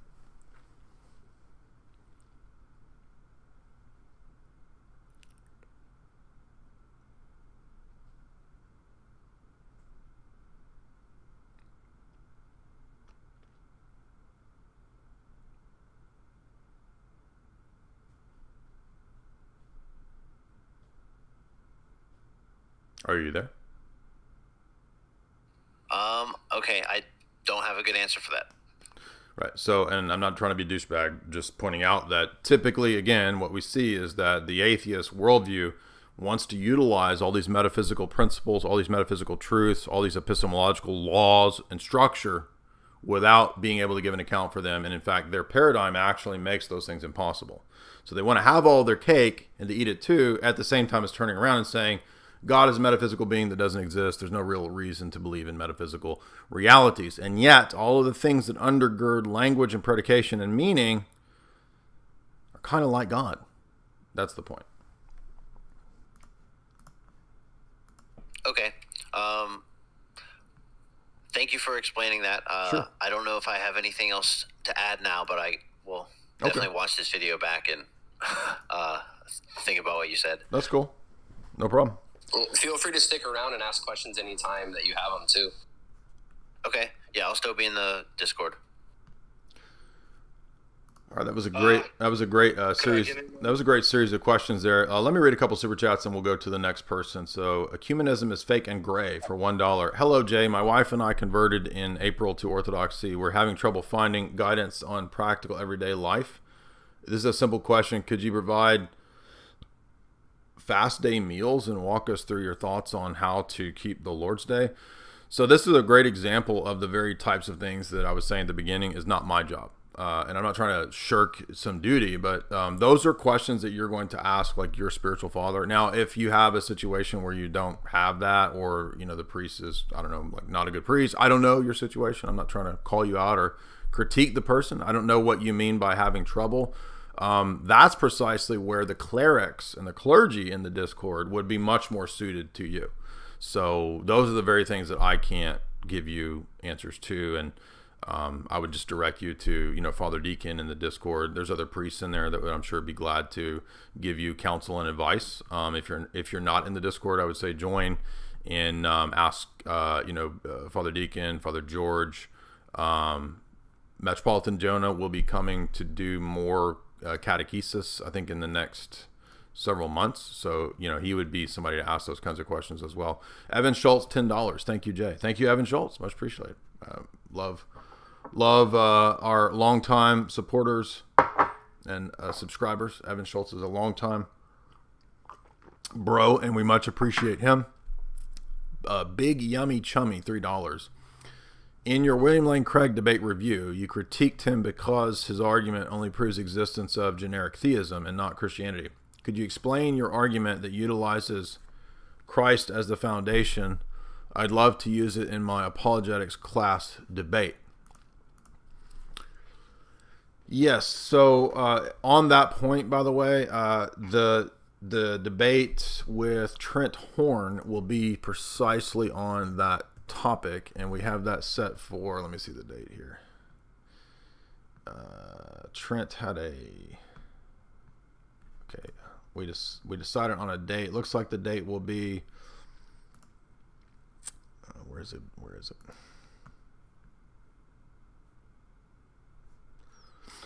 October 27th over on Suon Sona's channel. We're going to debate that issue. So hopefully your paper isn't due before then. It probably is. I don't know. But I'll get into that in just a second. But he made the banner. So here's the banner.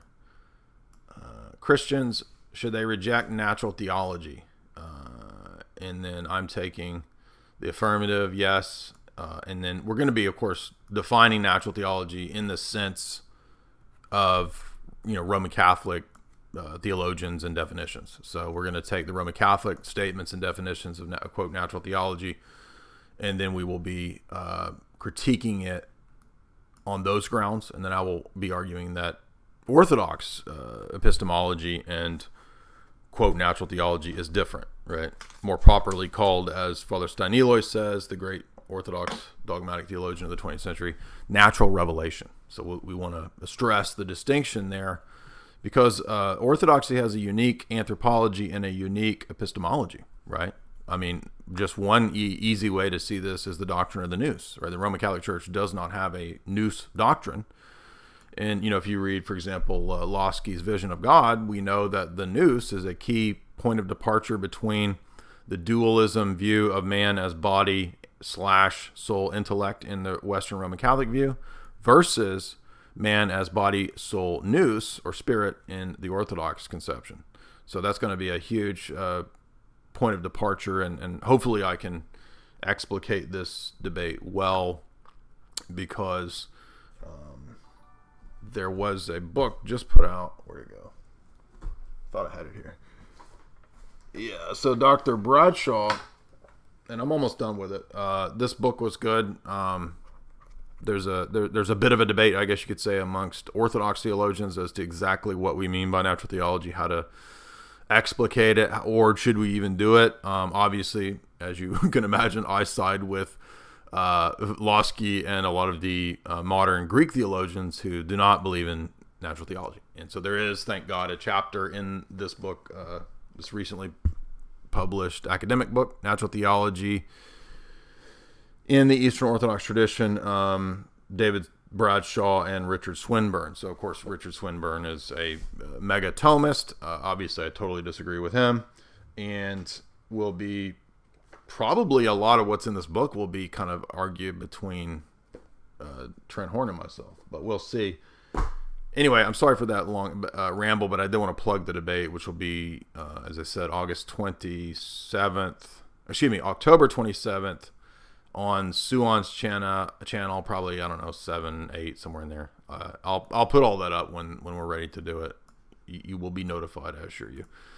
But, suffice to say that if you read Orthodox Dogmatics, Volume 1, the first chapter is this issue, right? The first chapter is why we don't do Thomistic natural theology in the Roman Catholic Church. And so he begins with the doctrine of St. Maximus, that the way that we do, quote, natural contemplation, the way St. Maximus talked about contemplating nature, is precisely, he says, that it's directed towards the logi. So what we're perceiving in the natural world when we're looking at any of the objects ultimately is their uncreated idea in the mind of God that is the logi, right? That's the principle or the pattern, the predetermination, the archetype, the divine exemplar of all of the created objects. The created objects are not identical to those things in the mind of God, right? Because the things in the mind of God are uncreated. Created objects are not uncreated. They're created. Hence, created objects. But they're patterned on the principles, the logi. And the logi doctrine, this is not really controversial. We have it being, ultimately, it's kind of Plato, right? Plato, doctrine of forms, but it's modified in the Orthodox Church and in the early Church Fathers. We have the Logos Spermatikos doctrine of the early apologists, right? The Justin Martyrs and these people. And yes, they're basically talking loosely about the same thing. But what happens in the course of patristic theology early on is that this undergoes more and more specification, more and more clarification as to how the Orthodox view of the logi is not Plato's forms. There's some overlap, but it's not Plato's forms, right? Because Plato's forms are self-subsistent causes that are sort of necessary and emanations and deterministic. And that's not what we think the created world is, right? So, of course, go read Cabane's essay, Sir from Hamilton's excellent essay on the logi and the energies, which I've shared many dozens of times. He makes this very point that one thing that sets us off, which is also in the Tollefson dissertation, which we covered when we interviewed Dr. Tollefson, is that not all of the logi are actualized, right? So God's mind, the thoughts of God are infinite, as the scriptures and Cappadocians say. So God didn't bring into reality every thought or every possible world, right? He only actualized the ones he willed to actualize. And so the created world is that set of created ideas that God willed to create on the basis on, right? So I've used the analogy many times of I might have in my mind, I'm going to build a 100-room mansion, and I've got it all, in my mind. This room's going to be here, this is going to be there, and blah, blah, blah. I'm going to have a 5-room library over here. And then when I go to build the house, I don't actually build a 100-room house. I'm going to do a 50-room mansion. Let's just do this. So I didn't actualize the full 100-room mansion in potentia in my mind, right? And so that's just a loose analogy to the fact that God has knowledge of all the possible worlds, right? Did he actualize every possible world? No.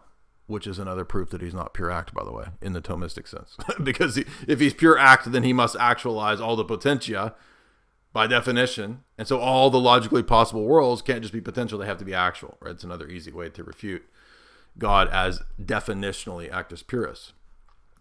So what we have then is a specific metaphysic about the logi, about the created world. And remember, in the Cappadocians and the Orthodox Church, everything is Trinitarian, right? Fundamentally. So the created order can't be understood without revelation. It can't be understood apart from the Trinity. Because remember, everything that is created from the Father, through the Son, and in the Spirit. Just like redemption happens from the Father, through the Son, and the Spirit. So there's that triadic mode and movement consistently in everything that we say in Orthodox theology, including our metaphysic of the created world. So if the created world is manifesting that Trinitarian source and existence, remember, Paul even says in Colossians that literally everything is kept in being by the Logos, right? In other words, and also by extension, thus the Logos is Logi, right? Every one of the Logos, or the Logi, is one in the Logos. So the one and the many question is not just relating to the Trinity, the unity and the multiplicity in the Trinity. The one and the many question also relates directly to the Logos, because the many Logi are one of the Logos, because he is the principle, the arche, through which creation comes to be. So the Father is the source. He's the arche of both the persons in the Trinity and the created order in terms of being origin point. But everything, as we know in Scripture says many, many times over, that everything came to be through the Logos. So if that's the case, and it is, then there's no way to understand anything in the created order apart from the Trinity, apart from the Logos.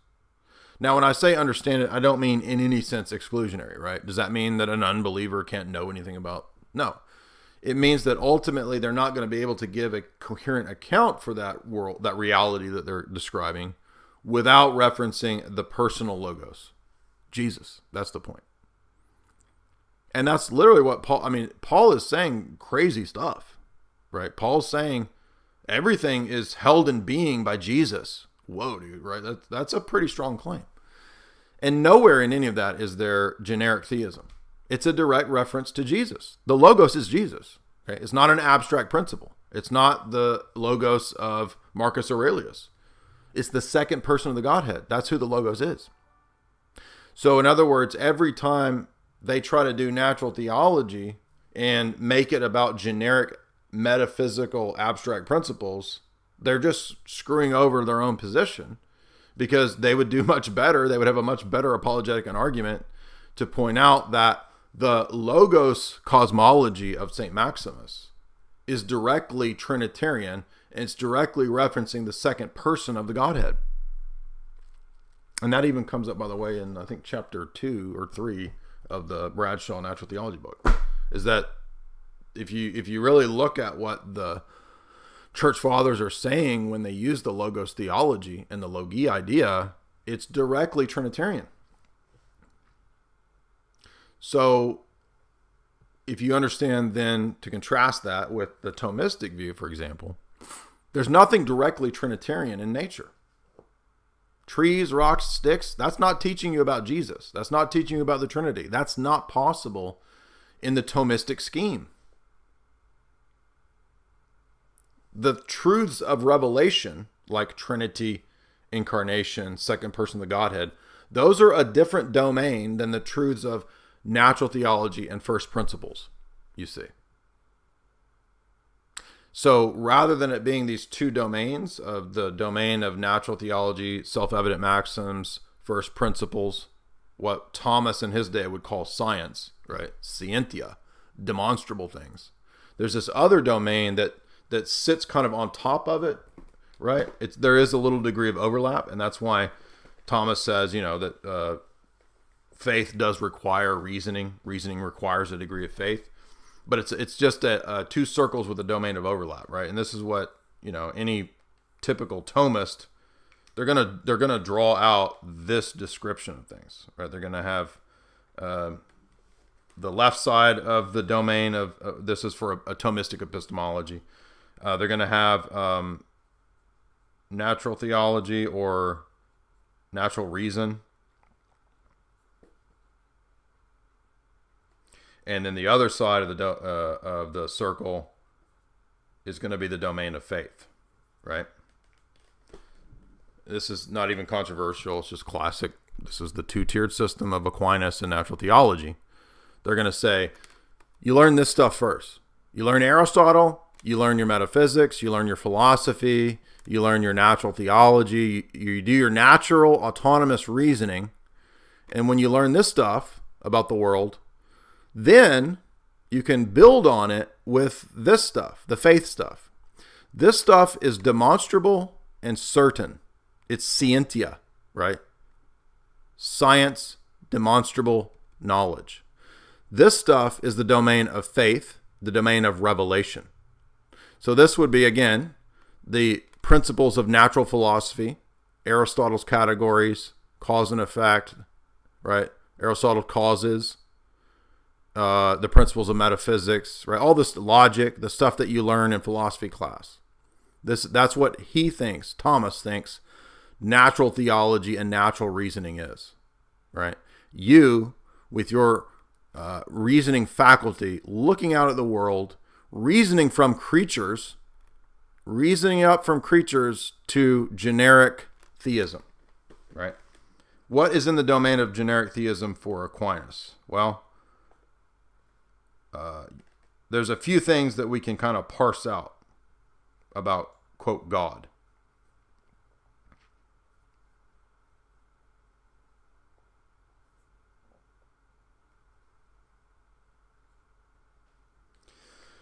So what are some of the things that Aquinas thinks that we could parse out just by blank slate looking at the world? And yes, you have to understand that this is concomitant with a specific type of anthropology that is a form of tabula rasa. Man is a blank slate. Hence, Thomas accepts the peripatetic axiom that there's nothing in the intellect that's not first in the sense data. And so you go and you look at the world and you see things happening. You see different things. You see causation. You see purpose in the world, right? Aristotle's categories and causes. And so you can reason from those created effects and phenomena to a first unity, a first simple thing that is uncaused, that is just being itself, and that acts to move beings, to distinguish beings, to have purpose for beings, etc. Right? And this the philosophers call God. Right? And again, remember, what's his name? Phaser is very obvious, very clear about this. This is the God of the philosophers. Just God, the generic God. This thing, God. What does Phaser say? This is the God of Aristotle, the God of Averroes, the God of Avicenna, the God of Augustine, the God of Aquinas, the God of Plato.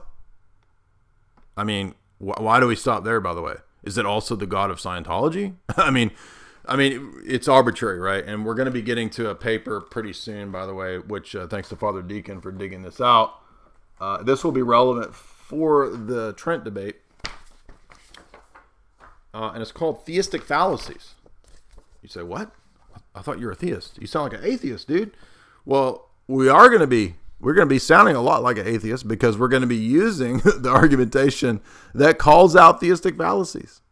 I don't care if it's an atheist who writes the paper. If he makes good arguments, so be it, right? Has nothing to do, whether he's atheist or theist has absolutely nothing to do with the argumentation itself. And yes, atheists can have valid arguments. Atheists have many. Again, David Hume points out fallacies in theistic reasoning. So we're going to be going from this guy's paper, calling out a lot of these fallacies in natural theology, such as, wait a minute, there's nothing about, quote, staring at the natural world that somehow gives you a priori prima facie uninterpreted, like, direct access to these things as opposed to the other things, right? That God is three, that God is, Trinitarian, that the Logos became incarnate, that God is personal. You see? Do you see how this is all very ad hoc?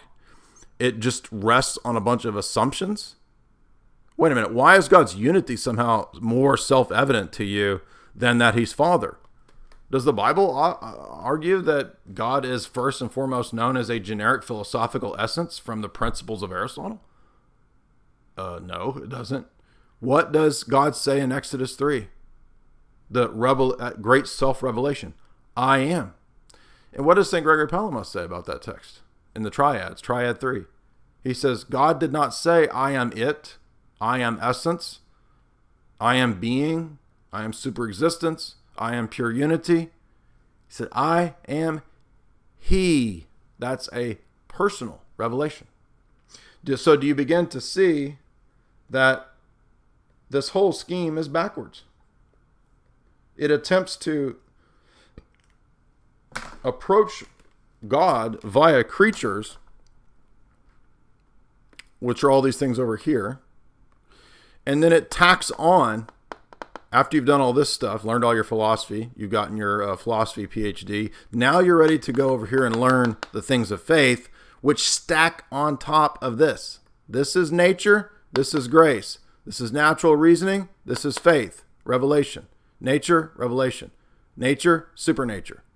Nature, grace. Okay? So what are the things that fit in the category over there? As we said, Triad, Jesus, or Logos, by the way. God as creator. That's a big one. Creator. That's actually on the revelation side. So the fall. Do you see where we're having problems here? The fall is over here. But when I look out of the natural world, I don't have access to the fact that this is a fallen world. But could I actually interpret the world correctly without the doctrine of the fall? No, because death, decay, and corruption are unnatural. They are introduced into the world as a result of the fall, right? This is the Christian paradigm. Romans 8, very clear about this. So actually Romans 8 and the fall ought to be presupposed in our interpretation of this side of things. It should be a first principle, shouldn't it? Of course. Otherwise, how will I interpret death? I will interpret death as natural, when the whole of Christian theology is predicated on death being unnatural and a result of the fall. Death is the last thing to be destroyed. It is the angel of death that Jesus came to disempower and destroy. And guess what? Death is operant in everywhere in nature. Death, decay, decomposition, entropy, these are results of the fall. Therefore, I can't interpret the world correctly without revelation. So that's why this system is so stupid and so backwards and so wrong-headed, is because it takes the things that ought to underlie this side and puts them over here as uncertain. You understand that in the Thomistic scheme, these are the things that are certain. These are demonstrable. Generic theism is demonstrable. Scientia, natural philosophy, logic, etc. Those are all science that's demonstrable. None of this stuff is demonstrable. These are things accepted on faith. Now, Thomas is not a fideist because he doesn't think that there's no overlap between these two circles. But there's an element of fideism in Aquinas because he thinks these things are only known to faith, which requires a degree of leap. This is precisely why Aquinas rejects the ontological argument. I'm not interested in defending the ontological argument. That's not why I'm making this point. I'm just saying it's another way to see my point, which is that how could something of faith be demonstrable, right? That's his objection to the ontological argument. He says, if you could actually a priori demonstrate God's existence, he says, then everyone would believe in God. And since they don't, there's no way to a priori demonstrate God's existence because the things of faith are not first principles. So I think half the time, people that are Thomists, they don't even realize how silly this is. They don't even know their own system well enough to know that if this is the case, then you can't interpret these things, right? How does God's unity how do you have access to God's unity without him being Father? How do you have access to God's simplicity without the Trinity? How do you have access to any of this stuff without the other stuff that's part of, quote, revealed doctrine? This is why Father Staniloy says this doesn't work. This is why Orthodox Christians don't accept this two-tiered system. Doesn't mean we don't have a distinction between created and uncreated. Doesn't mean there's no distinction between essence and energy, between nature and grace. There are. But it's not this system. That's the point. So do you see how in Thomas's mind, logos could never apply directly to nature? Now, in his theology, he will say, yeah, I believe that the logos created the natural world, but I can't know the logos from the natural world. It's impossible. Oh, well, then there's no logos logi doctrine, because that's the doctrine of Maximus for natural contemplation. That's Maximus's natural revelation doctrine, as opposed to natural theology, natural reasoning. And one last thing I'll say that is really a problem for this, really destructive, is that if we're going to use a bunch of bad arguments like that a Scientologist or a Mormon or Jehovah's Witness can use, how effective is that apologetic really? And guess what? Phaser, in his new book, 5 Proofs, or his recent book, he actually just says, yeah, let's just give up the idea of creator. Forget that. We don't have to worry about trying to prove creator. Let's just prove this, the God of the philosophers. Is the God of the philosophers the God of Romans 1? No. Is the God of the philosophers who spoke in Exodus 3, 14, 15? No. I am he. It's the Logos, the personal second person of the Godhead, Jesus speaking. It's not the stupid grand architect of Aristotle. I mean, read Hexameron 2. Basil says Aristotle's God is an idiot. It's a deformed, stupid God. It's a two-headed dyad it's nonsense. And yet here we have Phaser, Aquinas, all these people. Oh, we got to go to Aristotle because he proves God. What God? Aristotle's God is thought, loving, and thinking only himself. That's it. A self-loving Unitarian deism. That's the God of that system. Is that what we are arguing for? No. So how dumb and how stupid, how foolish is this failed apologetic? And no wonder atheists for centuries just keep trampling over and destroying these dumb arguments. The smart atheists, not all of them, the smart ones. Because they're bad arguments. That's why. Oh, crap. I lost my screen here. Okay. So there's a good... by the way, this makes the fall and death natural. I forgot to mention, as you've heard me point out many times. This is precisely why Aquinas literally says that, yeah, death existed before the fall of Adam, because there was animals that died.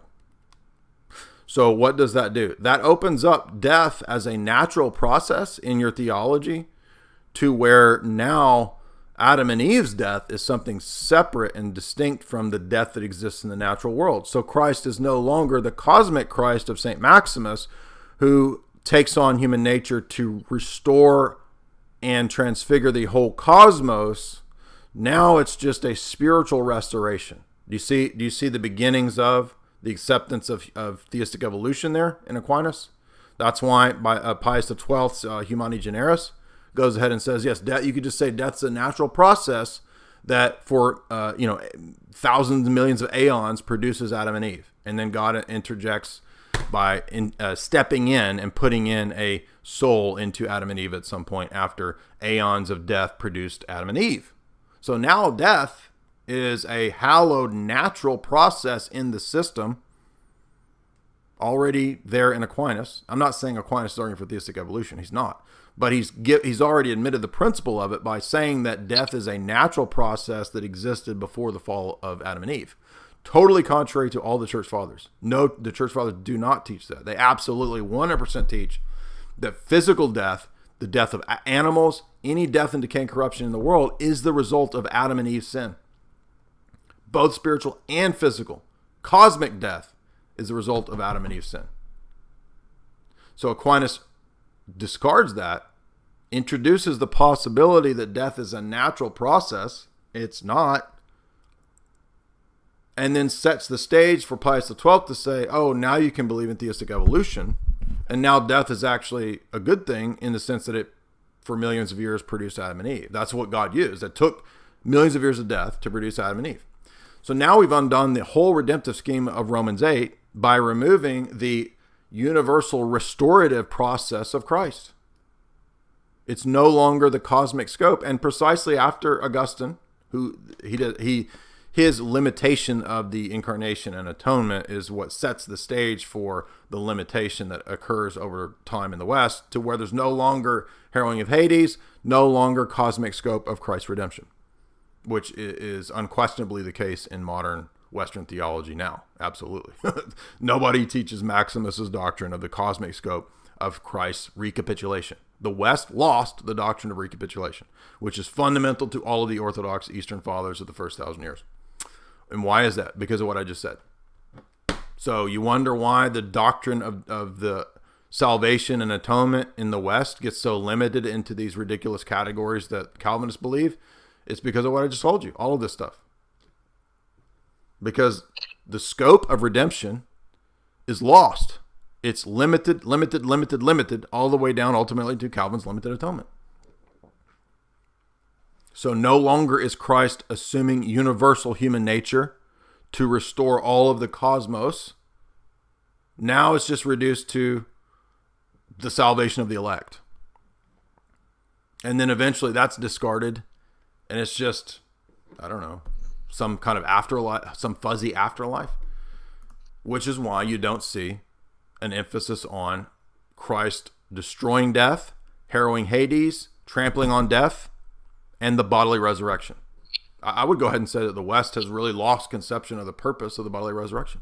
They might verbally confess it, but it really is insignificant. What's the point of it? Why is it? The bodily resurrection is to recapitulate all of what Adam lost, which wasn't just his own body and his descendants' bodies. It was the whole cosmos experiencing death, decay, and corruption. Adam was situated as the head of the whole universe under God. When he sinned, it's a cosmic metaphysical sin. It affected the planets. That's why there's decay and corruption and chaos everywhere. Okay, and this is totally lost in the West. This alone is enough to prove Orthodox theology is true, because this is all fundamentally obvious in the Bible, the cosmic scope. The recapitulation is obvious in all the Eastern Fathers especially. It's accepted at the ecumenical councils. And it's totally lost in the West in terms of its significance. That alone is enough to prove Orthodox theology is the correct theology. Anyway, that was a long, convoluted thing. But do you see how it all goes together? So it's not just a question of, natural theology versus looking at the world and seeing the logos. Like, all of that scheme is contrasted to our scheme. We got a couple super chats. Ian Garrison Sivo, $15. Are you familiar with Steiner? Yes. The German esotericist who founded the Waldorf system and who believed in Atlantis and a series of hierarchical races. I think it would be a goofy but interesting thing to analyze in the history of Atlantis. Yeah, we probably should, since we just did a critique of Manly P. Hall's goofiness and all his mythology. We should probably look at one of these other, anthroposophists or theosophists or whatever. So that's a good idea. Thank you for that. Fran says, "What's up, dog?" What's up, Fran? I don't know who Fran is, but is it? I used to know a boomer named Fran, but I think she passed away. So I don't think it's. Fran. No offense, Fran. I appreciate your super. That's a boomer name. You don't hear young girls named Fran or Judy or Trudy. That's definitely a grandma name. All right, hey, look, we got to also point out that we have a super based sponsor. I mean, I think you guys know this, but like, we've had people who are longtime Jay's Analysis supporters who've reached out and they're like, hey, I want to partner with you. I want to support you. And then you partner and support me. And I was like, let's do it, dude. Let's do it. And why is that? Well, everybody knows that, like, we are in this toxic environment. Like, everything is toxic. We're going to go to some more questions here in a second, but if we want to be clear-minded, if we want to be strong men and women, and we can't combine that with toxic soy culture, right? We need tea. We need boosted tea. You know what I'm talking about, right? And look, I've been doing it. You probably said, Jay, you're too mean. You need to calm. You don't need more tea, Jay. You're too mean. Well, I've been taking two things I've been taking Tomcat from chalk.com. And I'm telling you what, it gets me energized and I get sweaty. I'm ready to debate, dude. So whether you're in the gym or whether you're making the love or whether you are debating fiercely on the internets, creating internet orthodoxy cult. I'm joking, by the way. If you want to experience what I'm experiencing, you need to go to chalk.com and use those. I got promo codes, right? So if you do the promo code J60 right there, you get 60% off. And dude, I've been taking this for about 4 days now, and I'm hyped, dude. I'm hyped. I'm ready to. After this, Jamie and I are going to work out. So I have zero energy loss after what have we been going for 2 hours here? Yeah, over 2 hours. Zero energy loss. If you do the promo code J60, you get 60% off, dude. That's crazy level bargains. Bargain out the wazoo. We're talking about like health optimizing. We're talking about clinically proven to boost T. I'm not joking, by the way. All of this stuff is totally organic, rainforest sourced, totally organic. I'm not taking testosterone itself, dude. It's the supplements from chalk.com, who is super based. Hey, they got gone after by the Zuck. Okay, they got zucked. You know why they got zucked? They were posting based interviews, content, memes, and they had a huge channel, huge Instagram presence, and they got zucked.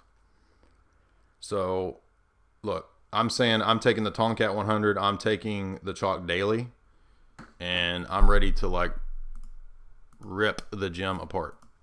Literally, like I decided when we would start taking these, I would be in the gym at least 3 times a week, and that's what we're up to. So it's not just for dudes, ladies as well. Get in on this action. Return your mojo. So we all have the potentia for mojo. But to actualize that mojo requires what Chalk has. So chalk.com, go check out the videos there, the Chalk Doctor. They got a lot of products, which we'll be getting more into in the future. But those are what I'm taking right now, which I can attest to, right? The Daily, the Tomcat 100. And then I tried the 7 Wonders for a little bit, but it was like too much. Like it was too much going on at once. Like I can't take all 3 of those crazy intense level boosters at once. Duke of Earl sends $10. He says, cheers, bro. Cheers, dude. You want to go where everybody knows your name. Cheers. That kind of cheers or coffee cheers? Because I don't drink, dude. I just drink coffee and I drink literal chalk.com. Like I grind up the cocoa beans and drink them in my coffee. Because I'm not intense about it. Yes. They have legit cocoa beans too. Again, all organic. And you can like grind it up, put it in a smoothie. Pretty good. I tried that the other day. I'm not a big smoothie person, but I was like, all right, let's try this. Let's try this. And they're here. They're good. They're based. They're fighting the soyness of culture. So we want to support companies like that. We want to support anti-GMO, pro-organic, pro-Jay's analysis companies. So if you're a longtime Jay's analysis supporter, be sure and go support those guys. All right, let's get back to the Q&A. Does anybody in the Discord want to continue this beautiful discussion we're having? I have a question. Can I ask a question? Sure. Is it necessary for God's ontological necessity to be proved when in the transcendental argument I was told that you only need to prove his epistemological necessity, not necessarily his ontological necessity? Well, I mean, what somebody might find convincing is different from what's necessarily entailed. So while it might suffice to prove to somebody the epistemic necessity of God for epistemology, I believe that epistemology necessarily entails metaphysical beliefs. So in other words, there's never going to be one of those domains that's completely independent from the other. if I say that I know something ethically to be good, I'm also at the same time making a metaphysical claim about the good. I'm also making a claim about truth and knowledge, right, which is epistemic, and I'm also in the domain of ethics. So I don't really think it's possible to sever these domains in any real meaningful way. They always necessarily entail the others, even though, we might have, let's say we have a 2-hour debate with an atheist about something that's just a question of epistemology. And let's say at the end of the debate, he concedes his point. Well, that doesn't mean that nothing that we discuss doesn't entail metaphysics. It does. How could it not? It's just that metaphysics wasn't under purview of the discussion. Okay. Another question. We previously in the VC were talking about how the Calvinist doctrine affirms absolute divine simplicity, but you didn't have enough time to get through it. Right. I have, I don't know, probably 10 different Reformation and present day systematic theologies of various Calvinist theologians over the years. I'm not aware of any Calvinist theologian who's ever denied absolute divine simplicity in the Augustinian sense. So, could there be one out there who in theory denies it and believes in the essence-centered distinction? I guess it's possible.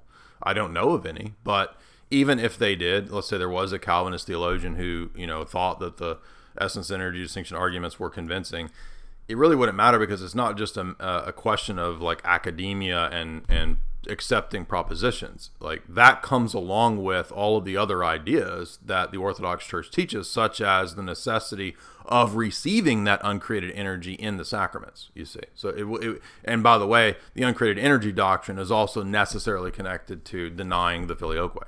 You can't consistently hold to both. So all of those things hang or fall together. So while it's possible that there's a Calvinist who doesn't believe in the filioque or believes theoretically in the essence-centered distinction, it's not consistent with them remaining a Calvinist or anything else in their theology. And is there a resource on this, or like where they explicitly denied it? So it's just part of their systematic theology. Again, I don't even think it's controversial. Charles Hodge, whether it's Turretin, whether it's we can go all the way up through John Murray. We can go to Robert Dabney. We could go to Robert Raymond. Literally any Calvinist systematic theology, Wayne Grudem, they're going to affirm the filioque and the Augustinian doctrine of divine simplicity. I have all of those works. I've literally never seen Louis Berkhoff. I've never seen a Calvinist deny the filioque or deny the Augustinian doctrine of divine simplicity. Literally never. Okay, and last question is on William Lane Craig's Christology.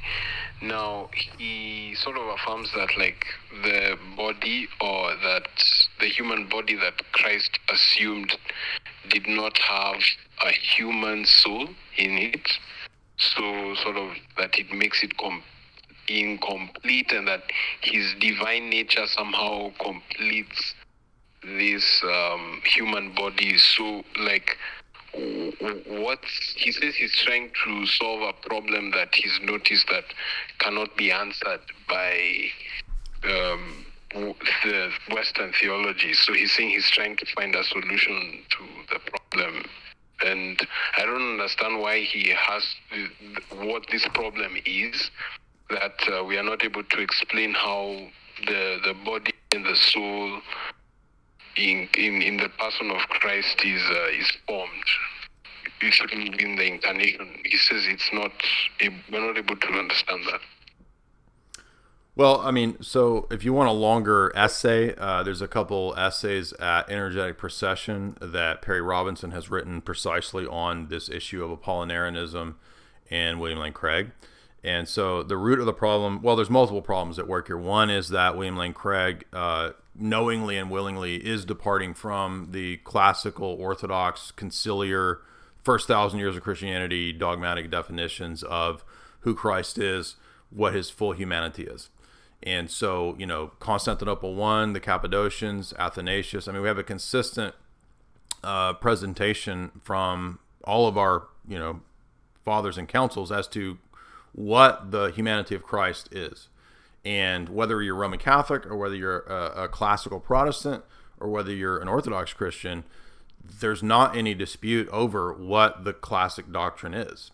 So the fact that William Lane Craig is confused about this or whatever is irrelevant to, number one, the fact that he is explicitly rejecting the traditional Christian church teaching on this. Again, agreed upon by all of the classical Reformation people, all the Roman Catholics, and the Orthodox. Nobody in those camps disputes why Apollinarianism is wrong and what the heresy and mistake is.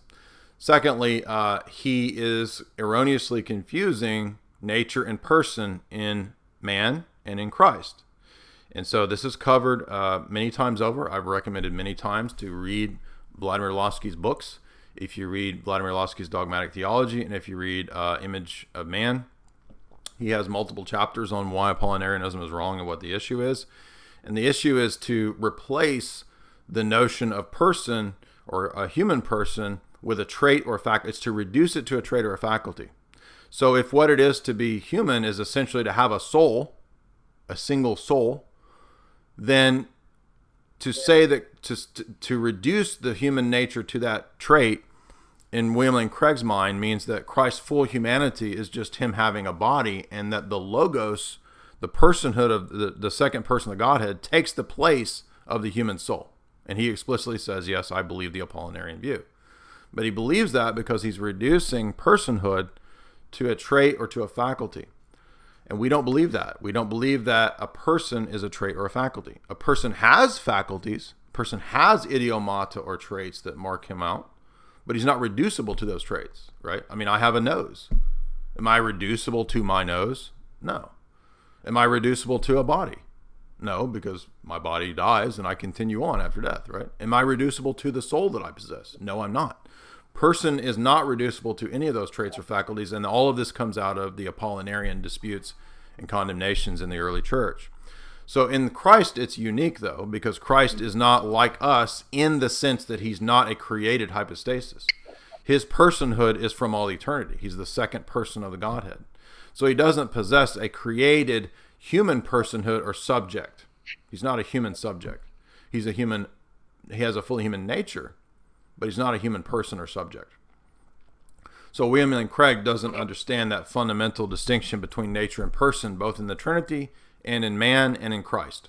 And if he did understand that, then he would be led to the correct conclusions. But as it stands, unfortunately, William Lane Craig is heterodox. He is not a Christian because he does not hold to a doctrine of Christ that every public so-called Christian group adheres to.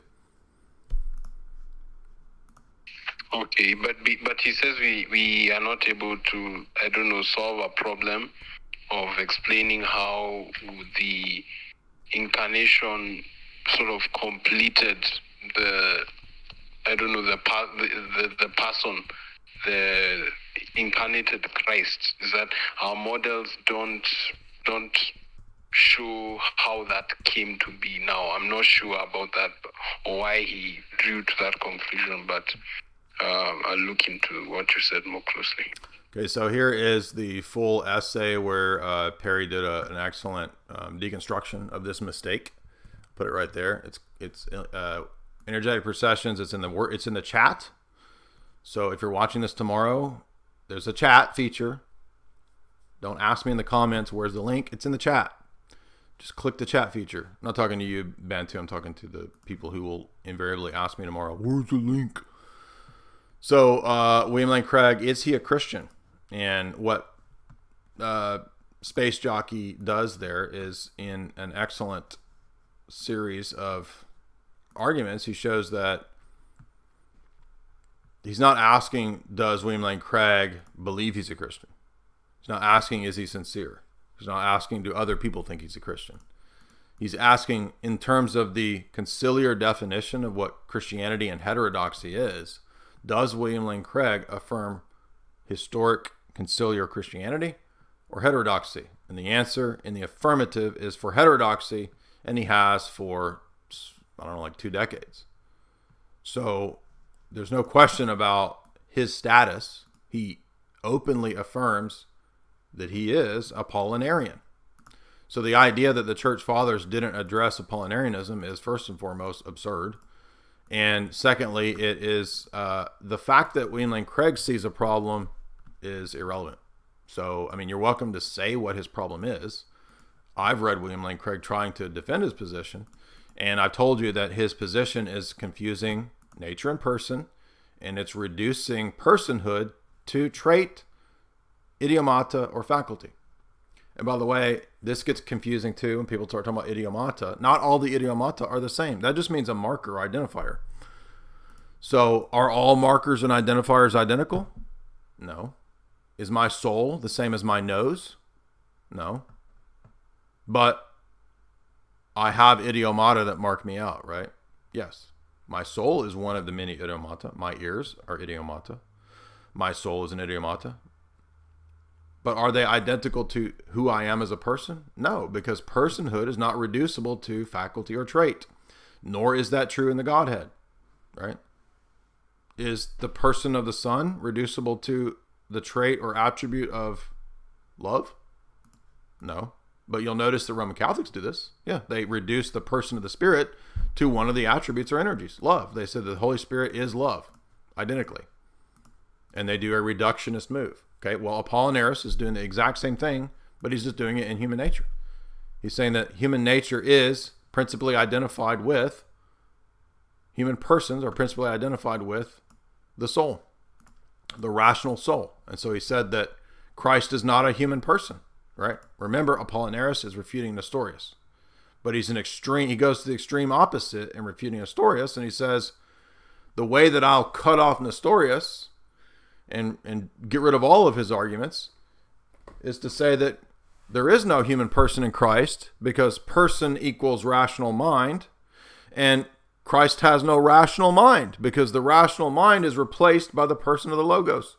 That's Apollinarius' position and argument, and he thought it was like this great killer way to destroy Nestorius, but it went to the opposite extreme. And the Father said, no, if Christ doesn't have a rational mind, then our rational minds are not healed. What is not assumed is not healed. So he must have a rational soul.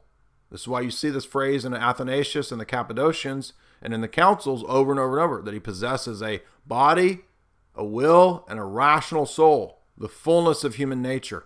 But he is not a human person. That's why person is a separate category that's not reducible to any of those traits.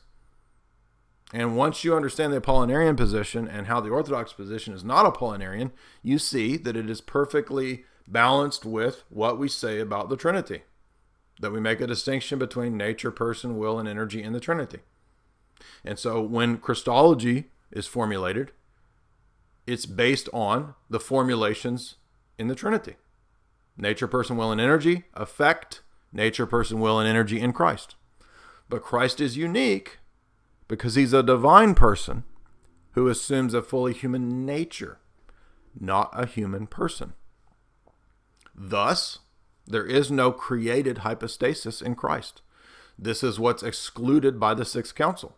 When they say that there's no gnomic will in Christ, it's because gnomic will is the mode of willing proper to a created hypostasis and a fallen hypostasis. Well, Christ is not fallen, and he's not a created hypostasis. So he possesses no gnomic will. That's the argumentation of St. Maximus and the Sixth Council. And it's just a further explication of why Apollinaris is wrong. So Leo, Chalcedon, Cappadocians, Athanasius, they were all consistently pointing out that Apollinaris' overreaction to Nestorius went in the opposite direction, and it removed Christ from possessing a full humanity. But Christ is not a human person. That's Nestorianism. Does that make sense? Yes, it does. Thank you very much, sir. Absolutely. Is human milk vegan? $10. I'm sorry. Wait, I skipped a couple here. Let me go down. Based sample, $10. What chalk.com product will help me understand Aristotelian metaphysics if I read it thoroughly? I appreciate all your work. The Let me see. Which one am I taking that is the...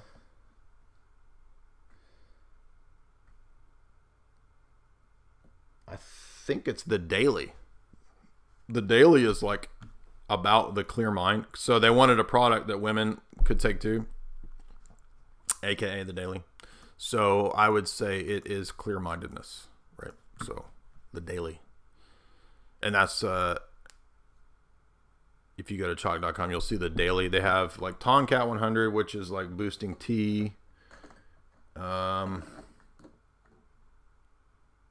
Seven Wonders made me like super amped up.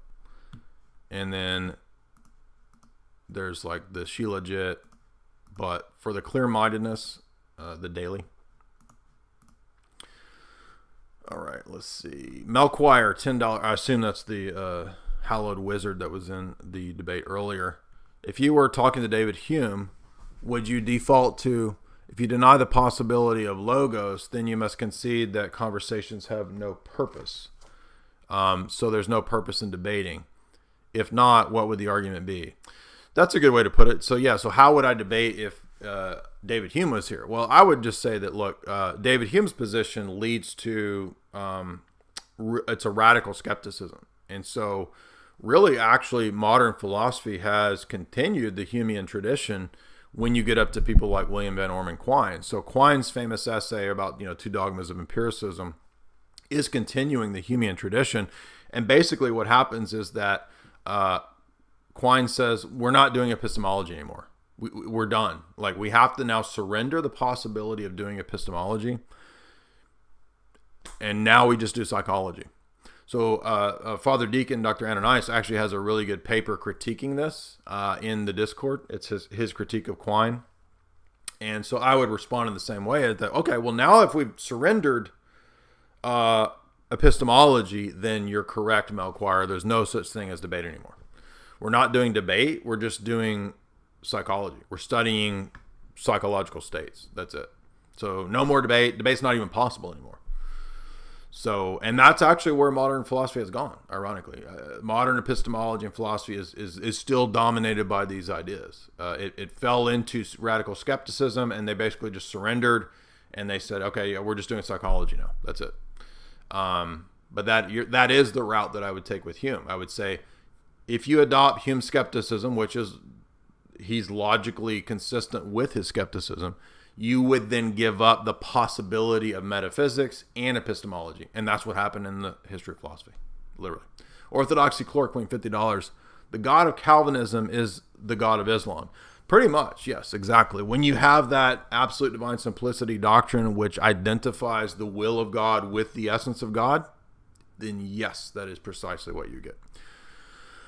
Calvinists are one step away from being Mohammedans, exactly. There's so many similarities there. I mean, when you get into the early Reformation theology about nominalism, you go watch Lewis's video on Islamic atomism. It's really close. Exactly. And that's because they both kind of tend towards removing secondary causes. This is, he says, many thanks to you for explaining how the generic God of Thomism and Aquinas and the God of the philosophers, right? Generic theism, right? And ADS, which, by the way, yes, Bradshaw has a great classic essay called The Conception of the Divine Energies. And then there's another one called The Divine Glory. Read both of those Bradshaw essays, because he will actually explain how natural theology is actually pretty much bound up with absolute divine simplicity. And Orthodoxy Chloroquine says, thank you for showing how these are silly and opposed to orthodoxy. Hey, those arguments, they're not even mine. Like, I didn't make, like, oh, I found all these great. No, I just repeat these arguments from Staniloy, from Losky. They're just repeated arguments. That's not even like, bro, this is crazy. I didn't make these up. I'm not pulling the stuff out of my butt. Like, it's all in those guys. So literally, I'm just here repeating it. And it was already in Palamos before them, right? The triads, 150 chapters, dialogue with the Barlamite, apodictic treatise on the Holy Spirit. You see Palamos doing he's literally, I'm just repeating what he says. That's it. Blackernay, the arguments of Blackernay, I'm just repeating those arguments. And ironically, they're just building on arguments in Photius' Mystagogy. And those arguments are just building on arguments against Eunomius by the Cappadocians. So really everybody's just kind of like repeating what's in those guys and like looking at new angles and new arguments, right?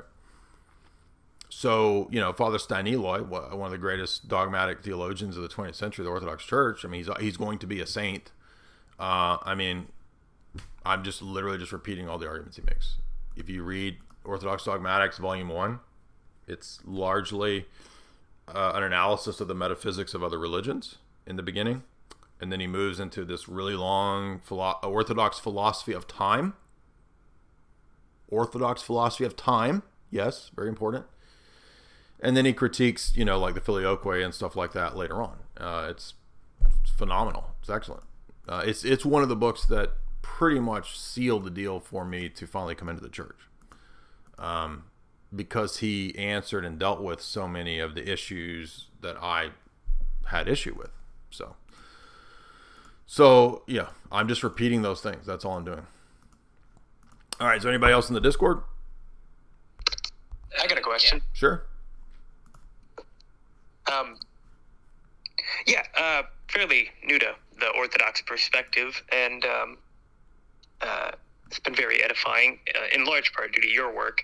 I come from a oneness Pentecostal background, and I was curious if you could comment on the doctrine of like modalist monarchianism and why that's technically wrong. I'm starting to understand the Trinity, and it's starting to make sense, and I find your arguments quite persuasive, but I still have a lot of that oneness Pentecostal programming that I'm trying to work out of my brain.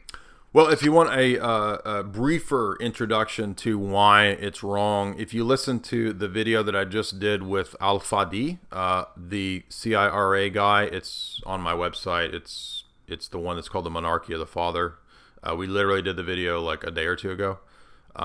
So in that video, I do a really quick 45-minute rundown of the basis for why we distinguish the persons the way we do. And one thing I talked about is when we go to the Old Testament, the doctrine of the Trinity is not invented by Nicaea. It's not invented by St. Paul. It's not invented in the New Testament. The Trinitarian doctrine has its roots in the Old Testament. It has its roots in what we call theophanies. And the theophanies are manifestations of God in the Old Testament. And many times we see this as a person distinct from the Father. So, for example, in David's Psalms, we see a dialogue happening between two persons. One of those persons is consistently referred to in the Old Testament as the angel of the Lord. Now, the angel of the Lord is not identical to the Lord. He's a distinct personage that is spoken to and speaks back. And he's also distinguished from the person of the Holy Spirit. We see, for example, in Genesis 1, God speaking and the Spirit hovering over the waters. We see throughout Genesis the manifestation of this angel of the Lord who is also called God or called divine. But he's not identical to the one who begot him or sends him. He is the redeeming angel in Genesis 49. He is the angel who comes from God who will not pardon your transgressions, according to Genesis 49. That's the threat made in Genesis 49. So we know that he's not a creature because angels can't forgive your sin. Only God can forgive sins. We know that he's not a creature because you can't worship creatures, and the angel of the Lord is worshipped consistently in many, many, many Old Testament passages. Genesis 16, when Jacob wrestles with the angel, he calls that angel God. Genesis 49, Exodus 3, Exodus 23, the name of Yahweh is in the angel. Exodus 3, Exodus 23, same angel. The angel who appears to Joshua is called God. The angel who appears to Samson's parents, Manoah, is called Yahweh. He's called the Wonderful Counselor, who's identified in Isaiah as the second person of Godhead, who's the Son, right?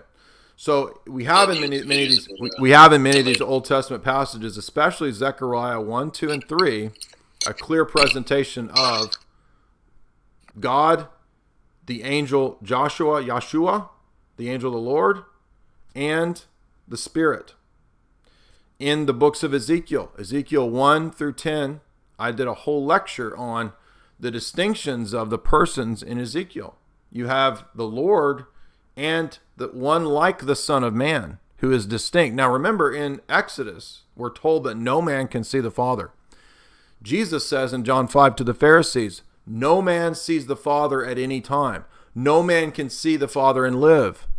And yet we're told that in Exodus, and Jesus says to the Pharisees, Moses talked to God face to face. Who did Moses talk to if he didn't talk to the Father? He talked to the Logos, the second person of the Godhead, who is the direct representation of the hypostasis of the Father. So Hebrews 1 very clearly says that the Son is the direct representation of the Father. That's clearly a distinction between the Father and the Son. And of course, many other New Testament passages could be read as well. But the whole point of Hebrews 1 is to show Jesus' superiority to angels. And it shows you Davidic passages, the Psalms, where Jesus is referred to. And in those passages, like Psalm 110, the Son is speaking to the Father. The Father is speaking to the Son. The Lord said to my Lord, sit at my right hand until I make your enemies your footstool.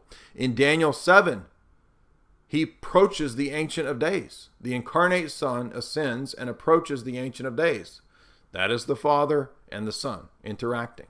So clearly, in all of these passages, there is a real distinction between the persons. But does that mean we have three gods? No, it does not, because the one God is the Father who begets an eternal Son who has that same nature that he has, and spirates an eternal Spirit who has that same nature that he has. So there's not three gods. There's one God, principally identified as the person of the Father, who communicates that one singular divine nature to the Son and to the Spirit. That's why John 1 says that in the beginning was the Word was with God, and the Word was God. So it's a both and in John 1. He's identified as possessing God in the sense of divinity, the divine nature, but he was also with God, the Father. So John 1 tells you right there that there's a distinction in persons, but a shared divinity or nature, or ousia. And yet, as you read through John, it also talks about Christ being eternally begotten of the Father. He was in the bosom of the Father even as he was on earth walking around, John says. So again, Father and Son. In the text that the Arians and the Muslims always use. Who he pray to? Who he pray to? If Jesus God, who he pray to? He's praying to the Father. Okay, so all of those passages in John 14, 15, 16, 17, you've got tons of references to the second person of the Godhead, Jesus, referring to the first person of the Godhead, the Father. All things that the Father has, he has given to the Son. So all of these passages about distinctions and Jesus praying to the Father would be ridiculous. It would be like Jesus has multiple personality disorder if modalism was true. Modalism is not true. It's absurd. Who did the whole Trinity die on the cross? I mean, this is absurd. Okay, the Trinity didn't die and go to Hades. Okay, the second person of the Godhead died, not the Trinity. So the whole Godhead didn't die on the cross. The second person of the Godhead underwent death, which is the severance of his human soul from his human body. So basically, the whole of redemption is just made crazy if modalism is true. And all these passages about distinctions are just basically like Jesus having multiple personality disorder. No, he's really praying to the Father. The Father really did beget him from all eternity. The Father really did say to him, sit at my right hand until I make your enemies your footstool.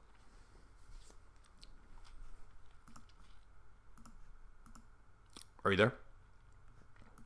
Yeah. Sorry about that. Thank you. That's very helpful. No, that I totally get it.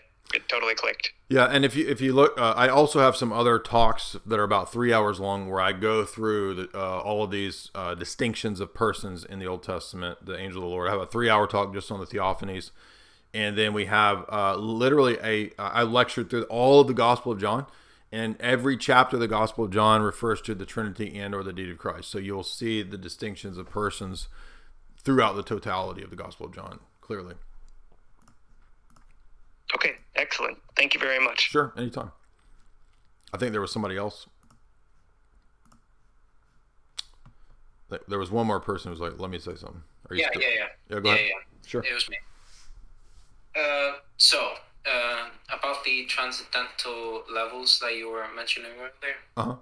is you had level 2, 1, and 0. 0 being God. Right. And so what I'd like to ask you is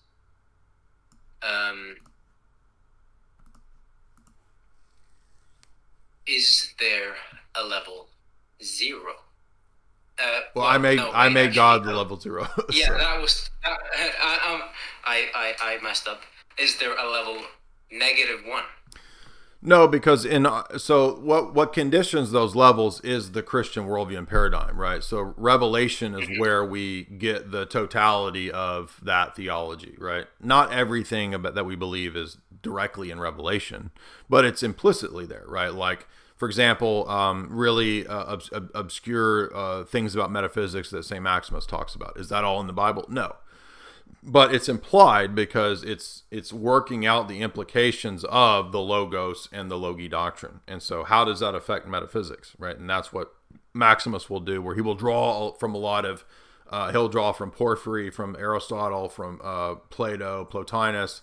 He'll use different ideas and concepts that those philosophers said, which were true, absolutely. But that doesn't mean he's adopting Neoplatonism. He's not adopting Aristotelianism as a system. He's just pulling out the things that they said that were true and accurate and useful. But the system as a whole is not a philosophy system. It's grounded in revelation, divine revelation, namely Scripture and the tradition of the church. So the worldview as a whole, the paradigm as a whole, conditions the system to say that God is the ultimate and only starting point. So therefore, there could be no other more foundational thing than God. Okay, all right. Anybody else? By the way, the website is back up. So I know that a lot of people were wondering what happened. Where was your website? So periodically, as everybody knows, if you have a website, you have to upgrade the plugins, right? So the plugins are always getting upgraded, and then the operating system is getting upgraded, and your hosting site is getting upgraded. And so sometimes when you upgrade them all, or when they update, there are things that are incompatible. So like a new PHP operating thing for WordPress will be incompatible with the checkout or the shop or the members thing. So typically what happens is that there's something incompatible between the plugins, and so I have to figure out which plugin it is. And so right now the shop is deactivated because of this incompatibility. Everything else is functioning fine. The members content and all that should be fine. You can still sign up on the website if you want to, but usually it just takes the various companies that produce the plugins, it takes them a while to upgrade their plugins to where they're compatible with the latest WordPress or with the latest hosting technology or whatever. So that's all it is. The website wasn't being destroyed or it wasn't taken down. It just happens. This happens about once every year. I usually have to deal with this PHP compatibility and plugin crap. So that was what was going on. Hopefully it'll be fixed soon, but everything is quick and up and running now, at least in terms of members content and all that. So it's just the shop that's temporarily down, but we'll get that back up soon. Thank you guys so much. Anybody else before we close out in the Discord? I'll give a last dibs to anybody who wants to. I have a question. Sure. I have a question. How is it possible for the saints to hear our prayers? Well, precisely because they're deified. But I mean, how our prayers get to them? Because they're deified, so they have their faculties are supernaturalized, such that they're able to do things that we, in our limited finite state, are unable to do. So when we say they're deified, we literally mean they're deified. They participate in divine powers. So they're divinized. That's how. Okay, thank you. Sure. By the way, it does not mean they turn into the essence of God. That's why we have the essence energy distinctions. They participate in the divine energies. So they participate in the powers that God himself has, right? That Christ himself gave to us. That's how they're able to do any of the things they do. Whether if saints work miracles, it's through the divine power. That's how, because they participate in Christ's uncreated energies. You see this, for example, in the gospel, right, where Jesus is walking and the woman grabs his cloak and he says, I perceived power going out from me, right? Dunamis. Or sometimes it's the Greek word energeia, right? What is that? That's the uncreated power and presence, energies of Christ. And the woman who reached out to him in faith, right? Power went out from him to heal her. That's how. So the saints are literally living embodiments, arcs, little arcs of the covenant of that same divine energy. That's what we think relics are. Relics are like the Ark of the Covenant. They're divinized parts, you could say, pieces of the saints, just like in the book of Acts, when they take cloths and things from Paul's body and lay them on people and it casts out the demons. Just like the bones of Elisha raised someone from the dead. The relics of the saints are those deified pieces of matter, right, that are pre-signifiers of the eschatological reality of the resurrection. So that in this life, we already participate in those divine energies, which, again, this is a good argument against the Roman Catholic doctrine of created grace. How are the saints deified if the grace is created? It's not. It's uncreated grace. It's the life of Christ in John 17 that he says is the glory of God. The glory of God is not created. Anybody else? Yeah, I had a quick question about the kind of tagging along to what you said prior to the oneness guy. About which thing? Oh, no, I just wanted to ask, I don't know if it's if it could be categorized as a Christological or Godhead type of question, but in Colossians chapter 2, and I think it's verse 9, I'm not sure, but it's somewhere in chapter 2, it speaks of the Godhead dwelling or the totality of the Godhead dwelling in Christ Jesus. So I don't know, what would you give that to mean if, the totality or the fullness of the Godhead dwells fully in Christ? Right, so that's talking about the divine nature. So again, we distinguish nature and person and God. And typically when the phrase Godhead is used, or divinity, sometimes that passage is translated as the fullness of divinity dwells bodily in him, it's talking about the divine nature. It's not talking about him being identical to the person of the Father. It's saying that the divine nature that the Father eternally communicates to the Son, because he's eternally begotten.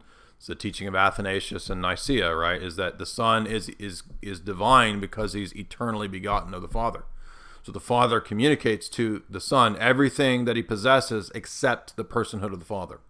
So the divinity or the Godhead that the Son possesses is the fullness of the divine nature.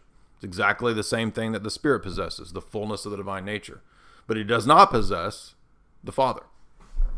Now, there is the doctrine of perichoresis, which is that each of the persons fully indwells the other person without those persons losing their unique identity. So again, Trinitarian theology is always antinomies.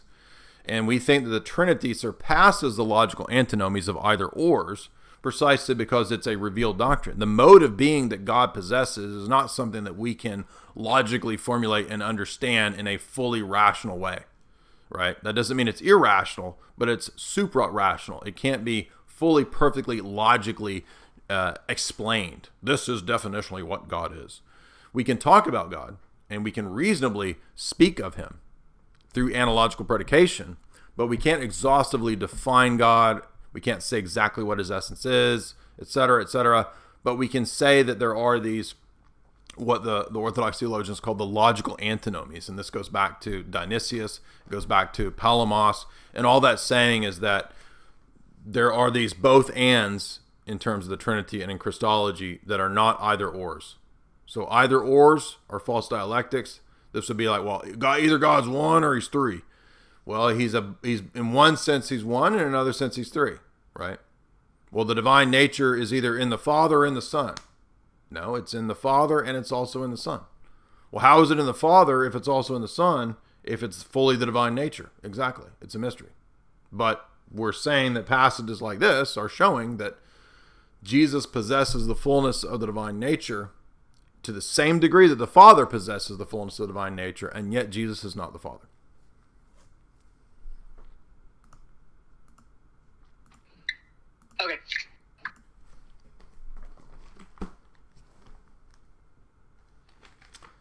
So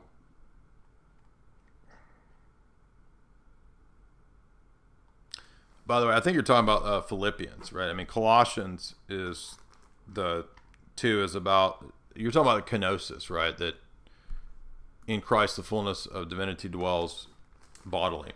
Yeah, sorry. Right, so it's saying he's fully divine. That's the famous text that's called the kenosis, or the debasement. That's him stepping from his fully divine, from all eternity status, into a willful limitation of all of the divine powers and attributes. Not saying he lost divinity, but that he willed to not exercise all of his divine power via becoming limited in space and time. So in one sense, due to his divine nature, he was everywhere. That's why John says in John 1, even when he was amongst us, he was still in the bosom of the Father. He was still omnipresent. But in another sense, the second person of the Godhead willfully stepped into time and space, and so he was in one sense literally only in Jerusalem, right? He was over there. Jesus is over there. Well, but wait a minute, Jesus is omnipresent. Yes, correct. It's both and, not either or. So the text in Philippians is talking about that's called the kenosis, that he willfully limited himself in time and space. That doesn't mean that he lost deity. It's just that he willed not to exercise all of his divine attributes and powers so that he could be in time and space. He still possessed all those powers. He still had totally the same divinity as the Father.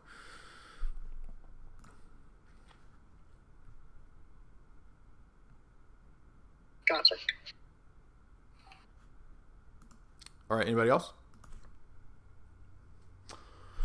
All right, well, we've gone for 3 hours, so thank you guys so much, and I'll close out Discord. If you guys do want to join the Discord, you can. The link has been put in the chat many times. You do have to go through the vetting process, so just answer the questions, and then the mods will vet you. And thank you guys.